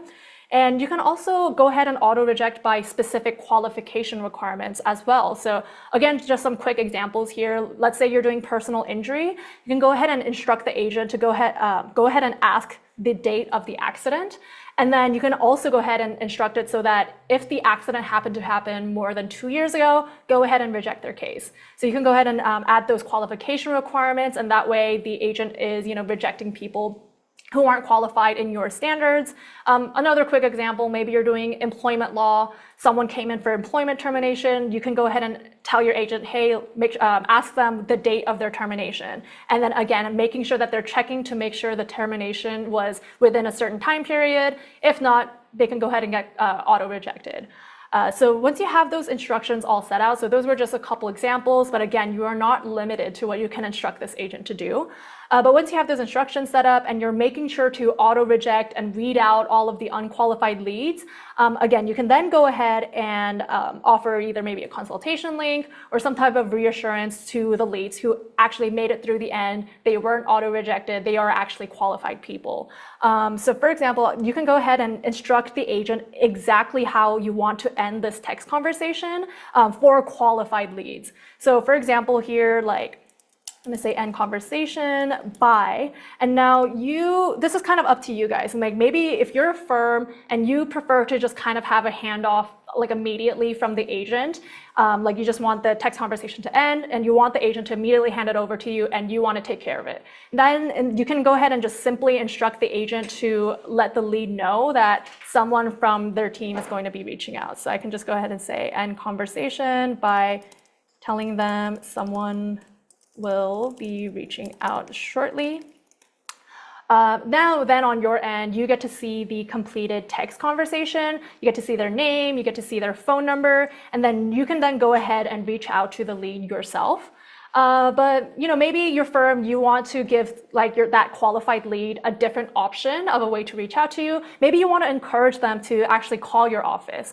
In that case, you can go ahead and you can even give your agent a phone number for those qualified leads to call you. So you can say, I'm going to do the whole shebang here. I'm going to ask them, tell them someone's going to reach out, or they can call the office at, and then you can go ahead and give them your office number here. And now let's take it a step further, maybe even more than just encouraging them to give you guys a call. Maybe you wanted them to immediately book a consultation with you. So you want your qualified leads to be able to book a consultation with you immediately. Then you can even give your agent a booking link to go ahead and provide for those qualified leads. So for example, if you're using like Calendly or Acuity or any other booking calendar softwares, you can go ahead and give that link to that agent to provide, so that those qualified leads, they can go ahead and click on that link on their mobile device and immediately book a consultation. So I'm gonna do the whole shebang. I'm even gonna give my agent a booking consultation link. So I'm gonna say, they can call the office, or they can book a consultation at, and then I'm going to go ahead and give them this Calendly link. This is our Calendly link for support calendars. I'm going to go ahead and give them that instruction here. And now if you do this with the consultation link, you would have essentially turned your website text inquiry into an actual booked consultation, all through your AI agent with no manual involvement from your end. Your AI agent has handled all of that for you. So I'm going to go ahead and add this instruction here. And now, once you've added all of your necessary instructions and all of the different qualification requirements that you need from your leads, you can go ahead and now I'm going to go ahead and save my instructions here. And now, before you even decide to go live with this agent and actually put this on your website, you can actually go ahead and test your agent directly in the dashboard here. So for example, I'm going to go in here, I'm going to start interacting with the agent, and this is going to mimic exactly what your leads are going to be experiencing on their mobile device when they're clicking on that button and texting. So I'm going to tell them I was in an accident. And you can see the response from the agents. This is exactly how it's going to respond in the text platform. And you can see it's going down the list of instructions here. And now, because this is the testing environment, you can go ahead and test around, making sure that all of that pre-qualification logic that we put in is working correctly. And then you can also go ahead and try to challenge your agent. You can go ahead and give it challenging answers and pretend to be like a lead who's trying to sidetrack the conversation. So like, for example, here, I'm going to pretend to be a difficult lead. I'm going to go ahead and sidetrack this conversation. I'm going to say, why do you need to know that anyway? So here, you can go ahead and try to challenge your AI agent and see, how is it going to adapt when it's receiving difficult responses like this? So you can see it's given them that brief and concise explanation. It's letting them know, hey, like the state is important. Laws vary from state to state. So can you please let me know the state you're located in? So you can see the agent adapted very well. It's trying to still push to receive that information. And then now here, you can also go ahead and test the pre-qualification logic, making sure that that instruction is working correctly. So I'm going to pretend to be an unqualified lead here. I'm not coming from California. I'll say I am in New York. I'm telling them I'm in New York. We're going to go ahead and see if it auto rejects me as I instructed it to, and you can see immediately it said, I'm sorry, we're only able to handle cases in California. We recommend seeking counsel in your state, and it ended the conversation there. So you could see that instruction worked exactly the way I instructed it to. Now I can go ahead and restart this test, and you can go ahead and test it as many times as you need. You can test it over and over again just to make sure that everything is working well and all the responses are, the way you want it to be. So now I'm gonna restart this test. This time I'm gonna go in as a qualified lead, and that way I can go ahead and test to see that it's ending the conversation for qualified leads exactly how I instructed it to. So this time I'm gonna tell them, yes, I am in California. Now, because I am a qualified person, it should be ending the conversation how I instructed it to for qualified leads. And now you can see it did exactly what I asked it to do. It did the whole shebang. It told them someone's going to reach out. They can also call the office at this number, or they can also go ahead and book a consultation with this link. And now on the mobile device, that link is actually going to be clickable. So they can just directly from their messaging app, click on that link, and they're going to be redirected to their browsing page. And so, once you've tested this agent out as many times as you need, because again, you can go ahead and restart this again. It's going to start it back from scratch. You can go ahead and give it more challenging answers, add more instructions. And once you're sure and fully confident in your agent and all of its responses, you can then go ahead and publish this button on your site and actually have the AI agent go live. And now again, just to give you guys another refresher, so the AI agents, they're in this tab here. This is where you can go ahead and play around with your agent, edit any instructions, tweak with the settings. But as for the text button itself, it's going to be in the bots, and it's going to be in the bot appearances here. And then now when we go back to the, once it loads here, we're going to wait for it to load. Now once we're back into the contacts widget, just making sure that the AI agent has been linked to the widget. So this is indicating to you that that AI agent we just created in this tab right here, it has been linked to this button. And so anyone who's interacting with this text button is going to be handled by that AI agent. And now the last step for you would just to hit publish now, and then your button will actually be live on your site. Now I've gone over the agent, I've showed you all of its different capabilities, all the different use cases, and also the testing environment where you get to go ahead and test and make sure that you're actually really confident in your agent. But there's actually an additional capability that you have with this texting feature, which is going to be our manual takeover. So all of your text leads, just like your chatbot leads, they're all going to be coming into your leads dashboard here. So you can see we have our existing chatbot leads from here, but we also have our texting leads now. So the one for Sophie that I just created as a demo earlier is being in there. Now, if I go into a text conversation, so this is a text conversation, it's still happening with the agent. You can actually go ahead and manually take over this conversation, and you can go ahead and stop the agent's responses, and you can then go ahead and manually take over the conversation yourself. So they were talking to Ruhi here. I'm going to go ahead and I'm going to stop the agent from responding. I'm going to go ahead and respond as myself. I'm going to manually text, can we still help you? Now this way you have the option to manually take over the conversation if needed. So you can go ahead and monitor that conversation, because just like our chatbot leads, you're going to be receiving email notifications for these new text leads. So if you wanted to, you can go ahead and monitor that conversation, and you can go ahead and actually stop the AI agent and manually take over the conversation again if necessary. But if you're fully confident in your AI agent, you like the instructions you've given it, then you can just let the agent handle everything from start to finish. But again, if needed be, and if really necessary, you do have this option to go ahead and manually take over that conversation. I'm sure you're all super excited to start using this for your firm.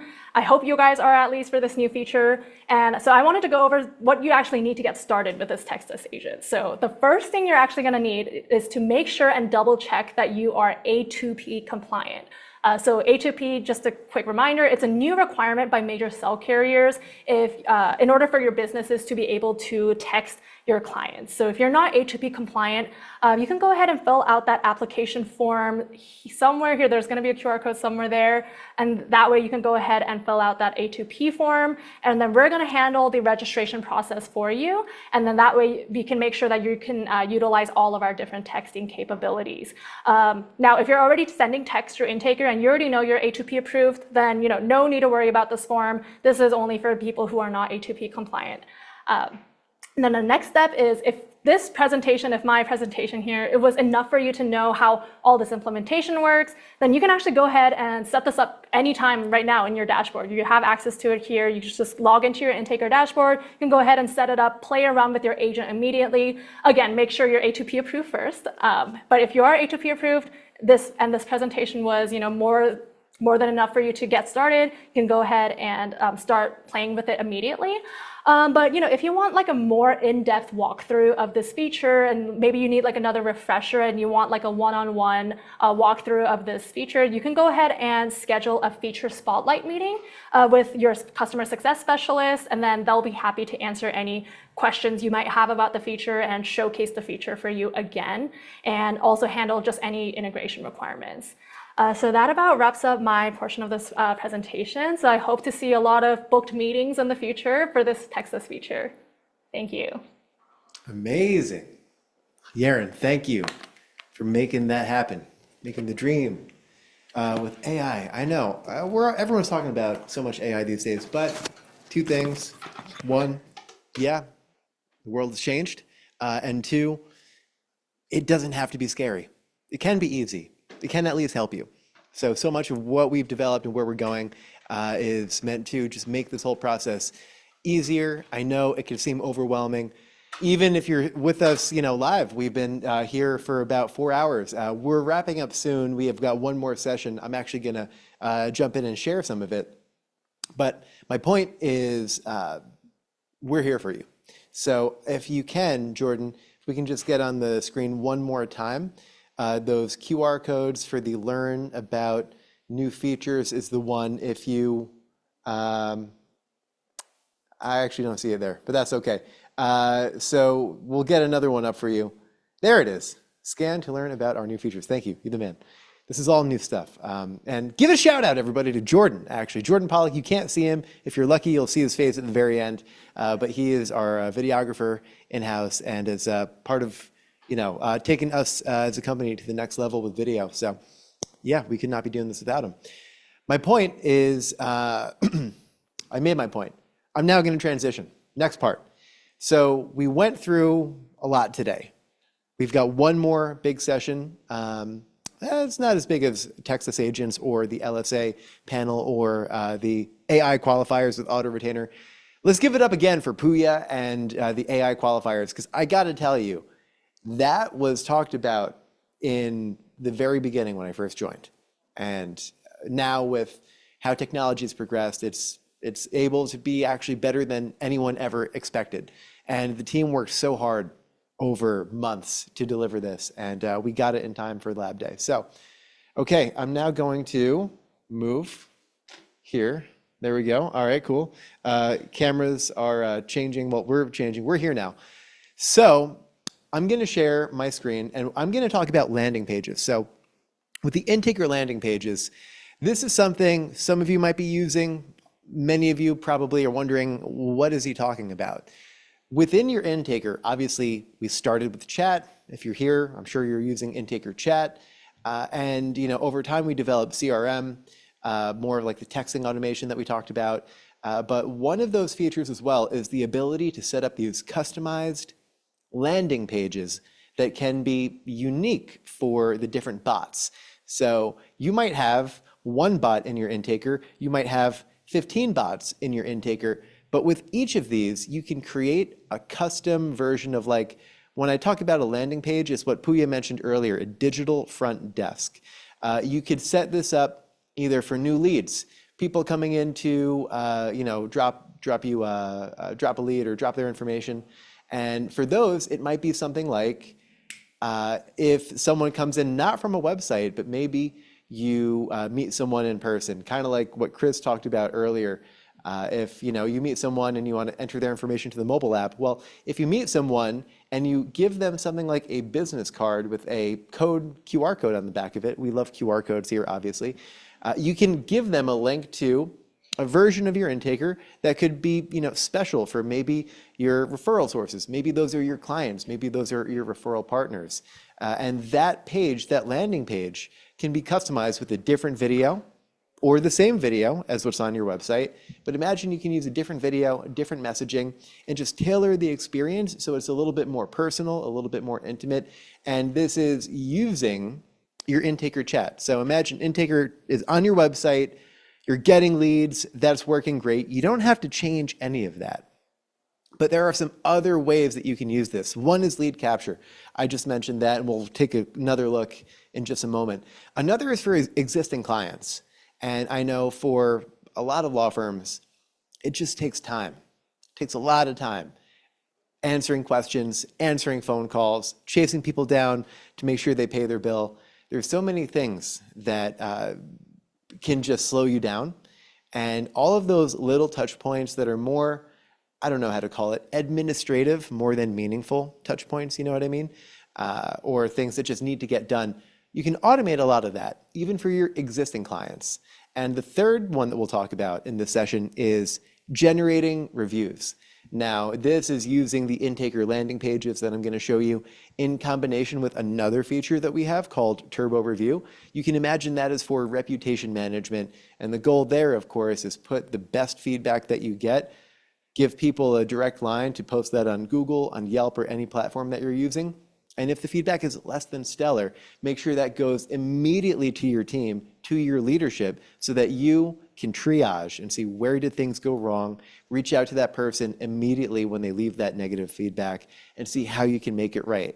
Ultimately, so that you can turn that bad initial experience into a positive one for the client, and even possibly a positive review at the end of the day for yourself.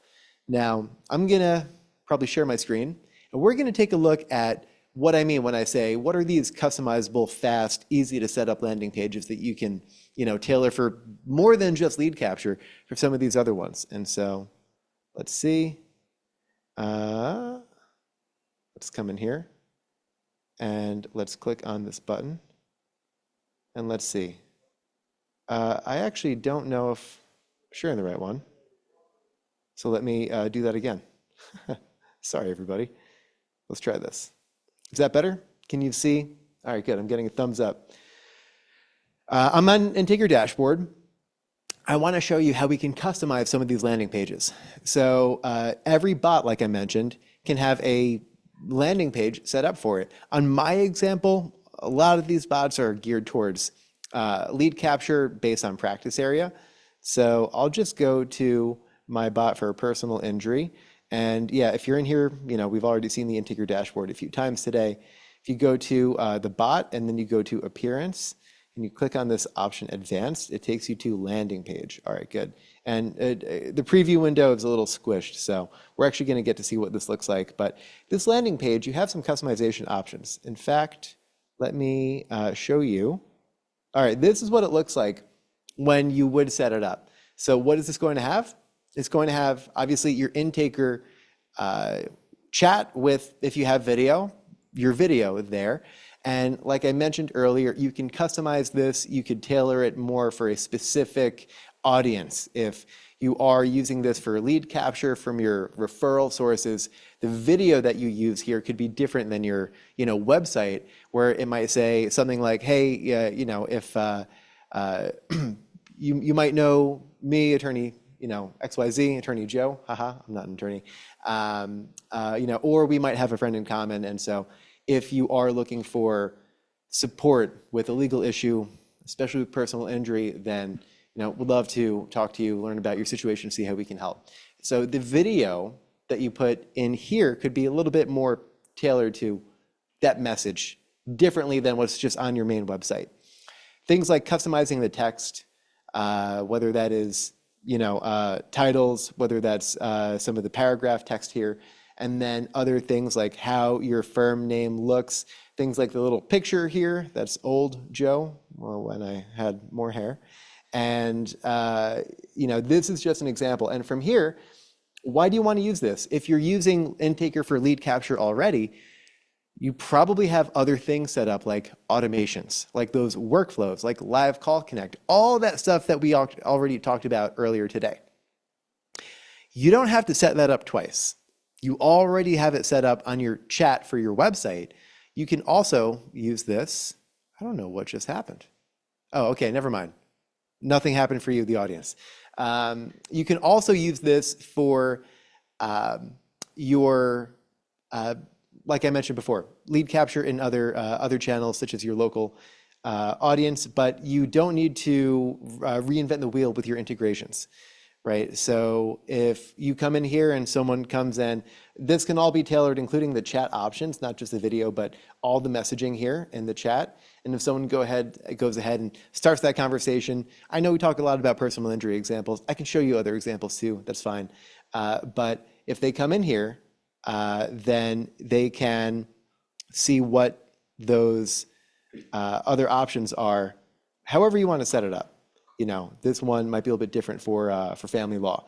And, you know, in this case, in either situation, maybe you have different parts of your attorneys at your firm really focus on different practice areas. Then you could have different direct links for each of those attorneys. And if you wanted to do that, each of those links, the leads could go straight to them. They don't need to necessarily follow the same logic that your main Intaker chat on your website does. So the whole thing end to end, you can customize it specifically for your landing page, right? It's taking the power of chat and video and using it in kind of a new format. The other case I want to show you about is, where is it? Sorry, I got a lot of windows here. Reviews. Yeah, I'll mention reviews right now because this is the other side of the, process. After someone comes in, after they've worked with you, maybe you've won them either a settlement, they got them a good result that they were happy with, then oftentimes you want to ask them, hey, how do we do? We'd love it if you can share some feedback. It's going to help us serve more people in our community, and it would just be good to know how we did. So if you give people a link, and again, how you can use these landing pages, you can send them a link to like an email. And I think you can see here, this is kind of the URL for this. And if you send them that link, it could be in an email. You can have a QR code. Maybe that is something, even if it's on like a mailer, because I have clients that use these QR codes that I'm talking about here, not just on like a business card, but even if it's a direct mail campaign. I know if a firm is, one option is bankruptcy, right? Bankruptcy firms will often use direct mail as a way to generate leads. But even if you are, whatever it is, family, criminal, personal injury, using things, if you send out holiday cards, if you send out any kind of physical mail, direct mail to people, then when you include a QR code on that, and again, if they are people who maybe you send them a care package or something at the end of the experience, then maybe you can include a QR code with this link to the how did we do landing page to generate reviews. The reason that I bring this up is, yeah, you can obviously customize it, have a different video speaking more to someone who is, at the end of their relationship with you.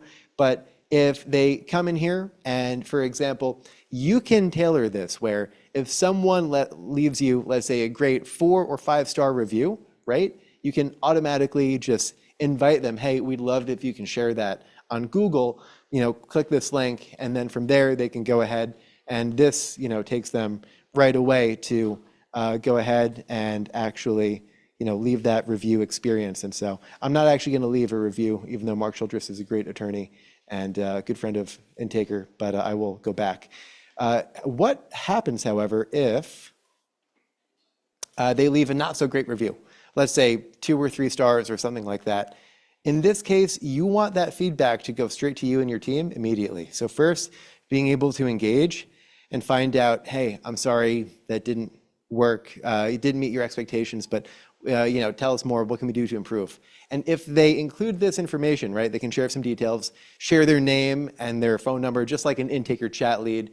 You can set it up the same way. And then at the end, that information, instead of going to Google, just goes to the right people. Maybe that's you, maybe that's your director of customer care or the right case manager for the firm, for the client, however you want to set it up.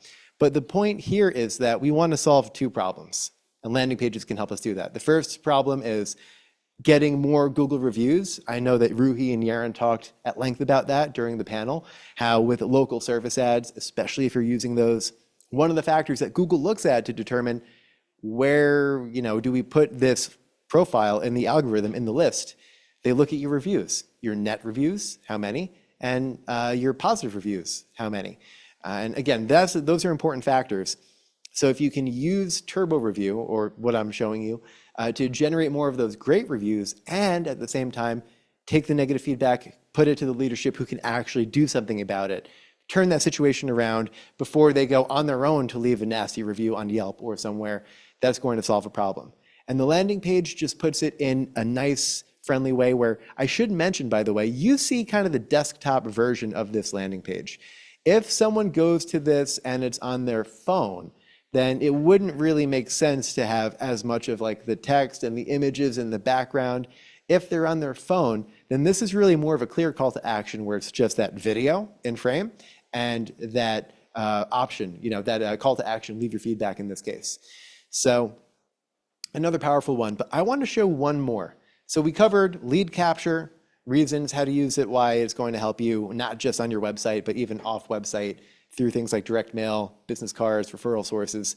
And I should also mention, going back, I know I'm jumping around a little bit, but if you are using landing pages for your lead capture, you can set up a different landing page for different referral sources that you have.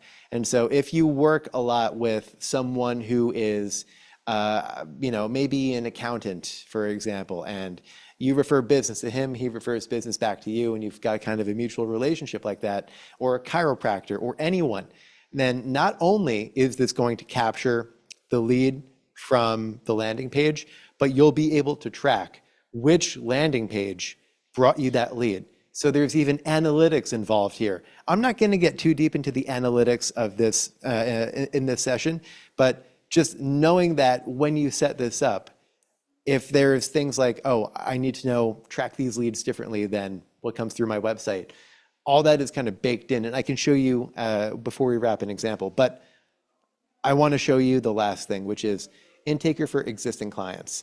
And so I know there's a lot of videos of Joe here. I should have gotten other people to give me their videos, but whatever. You know who I am by now. So this is when Puya mentioned earlier today, like the digital front desk for existing clients as well. This will give you the option to give people a link to a page, either on desktop or mobile. That could be a link, that could be a QR code, that could be a special code on a business card you only give to people at the start of the client relationship so that it's not floating around with other people.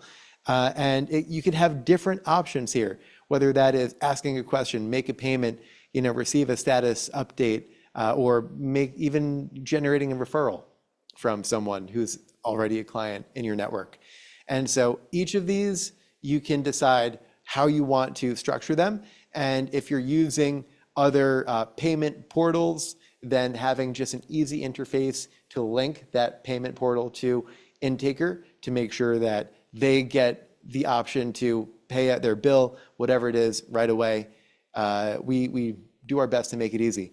And all this stuff that I'm showing you, we've built with your feedback, and it's come in large part from ideas from you, our customer community. So thank you first for those ideas, and then keep them coming. I think what I'm going to do, and again, this is kind of a short session, so we're going to wrap up here, and then we're going to do the raffle, and then we're going to say our goodbyes. But I just want to kind of show you, if I come in here and let's say we can just do a quick test with ask a question in our case. And, I could say, what is the question? When can I expect an update? Sorry, I'm typing with one hand on my case. Anything like this just to save time from a phone call so that you can take this message router to the right person to reach back out to them.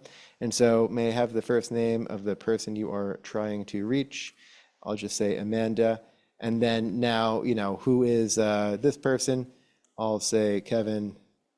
Should I do it? I'll do it. Kevin Hart. Yes. And then email address.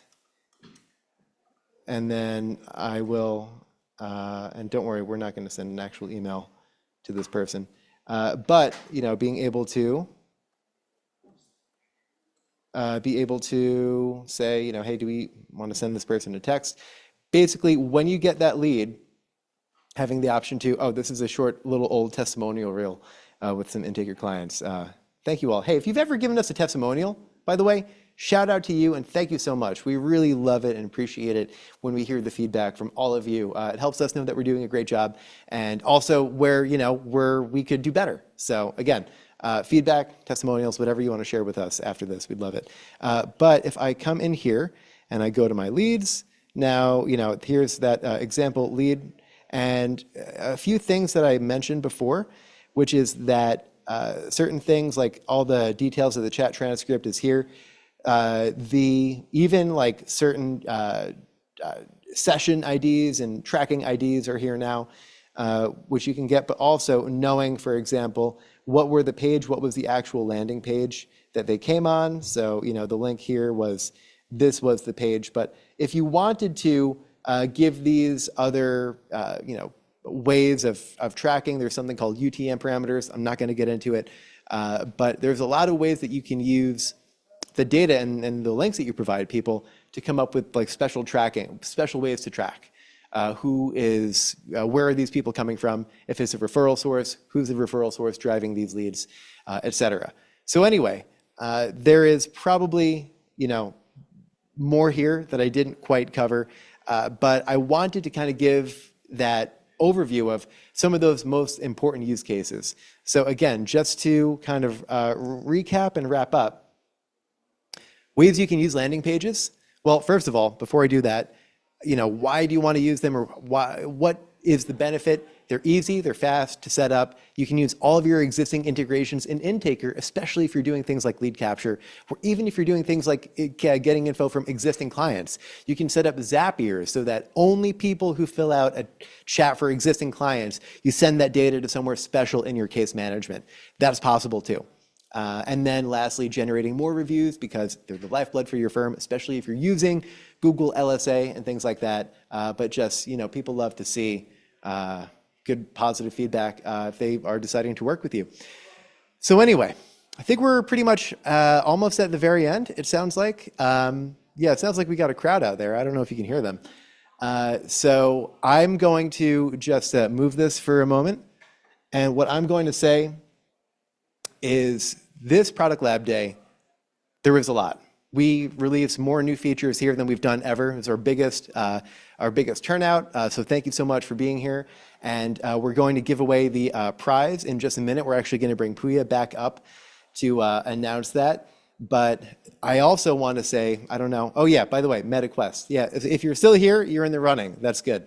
So, also I like to give a quick disclaimer. If you're going to put these VR goggles on, remember to take them off from time to time. Don't just get trapped in the bubble of virtual reality, because we're still humans. We need the sun. We need clean air, fresh water, outside nature. So give that as a gift to yourself, please. Even if you win, even if you don't win. So, with that being said, this was it was a pleasure, a joy. It was, it was a big deal for us here in the office, and we're only going further. So we're going to do another Product Lab Day in the spring, and the stuff that we're going to launch between now and then, and the stuff that we're going to release for that next Lab Day is going to take everything that we did today and just build on it even more. And we are, again, so grateful that you are part of the Intaker family, and we love you, and we want to thank you. And I think Puya is back here. He is ready. He's ready to announce. I can just give you the mic, man, if you want. Let me see if All right. Yeah. Puya's checking to see if the winner is still here. I didn't announce it before, but I think it sounds like you need to be here to win. All right. All right. We know it's a man. Or is it a she? All right, I shouldn't assume. Okay, here we go. Are you ready? Drum roll. All right. So what I did, I just asked someone to scroll, and I wasn't looking. And on all the attendance, the MetaQuest, I don't know if we have drum roll on the thing. We don't. But the MetaQuest 3 this time is going to Chris Cahill. Woo! Let's go. Chris, our team is going to be in touch with you about this. We're going to send it over to you. And again, thank you for sticking with us. I know a lot of people are still actually on here. So we want to do the tradition that we did last time as well. We want to come back up on the stage as much as we can fit folks and say a little goodbye. Joe, I'm going to hand this back to you. All right, thank you, Puya. My God. All right, let's bring him on. Come on in, everybody. We got Bruno. We got Ryan. We got Nick. We got Ian. We got Hohen. We got Sam. We got Alan. Come on, everybody. Get in front, everybody. Yeah. Start. Yeah. Second row. We got Jack. Sophie, our amazing host behind the scenes. Yaren. Ruhi. Oh, and everybody else. Wow, there's so many people. All right, we got Messiah. We got Adam. Ace. We got Irfan. Do we have him? We got Hetty. We got Mike. There we go. All right, wait, come on. We got Jordan. We got to get Jordan. This is not everybody. A lot of people are out today. But, all right, everybody. All right, we love you, Intaker crowd. Thank you so much. You guys are the best. And there we go. All right, everyone take a screenshot for yourself. Remember this moment. I'm kidding. All right, we love you guys, and we'll see you for the next lab day. All right. Woo!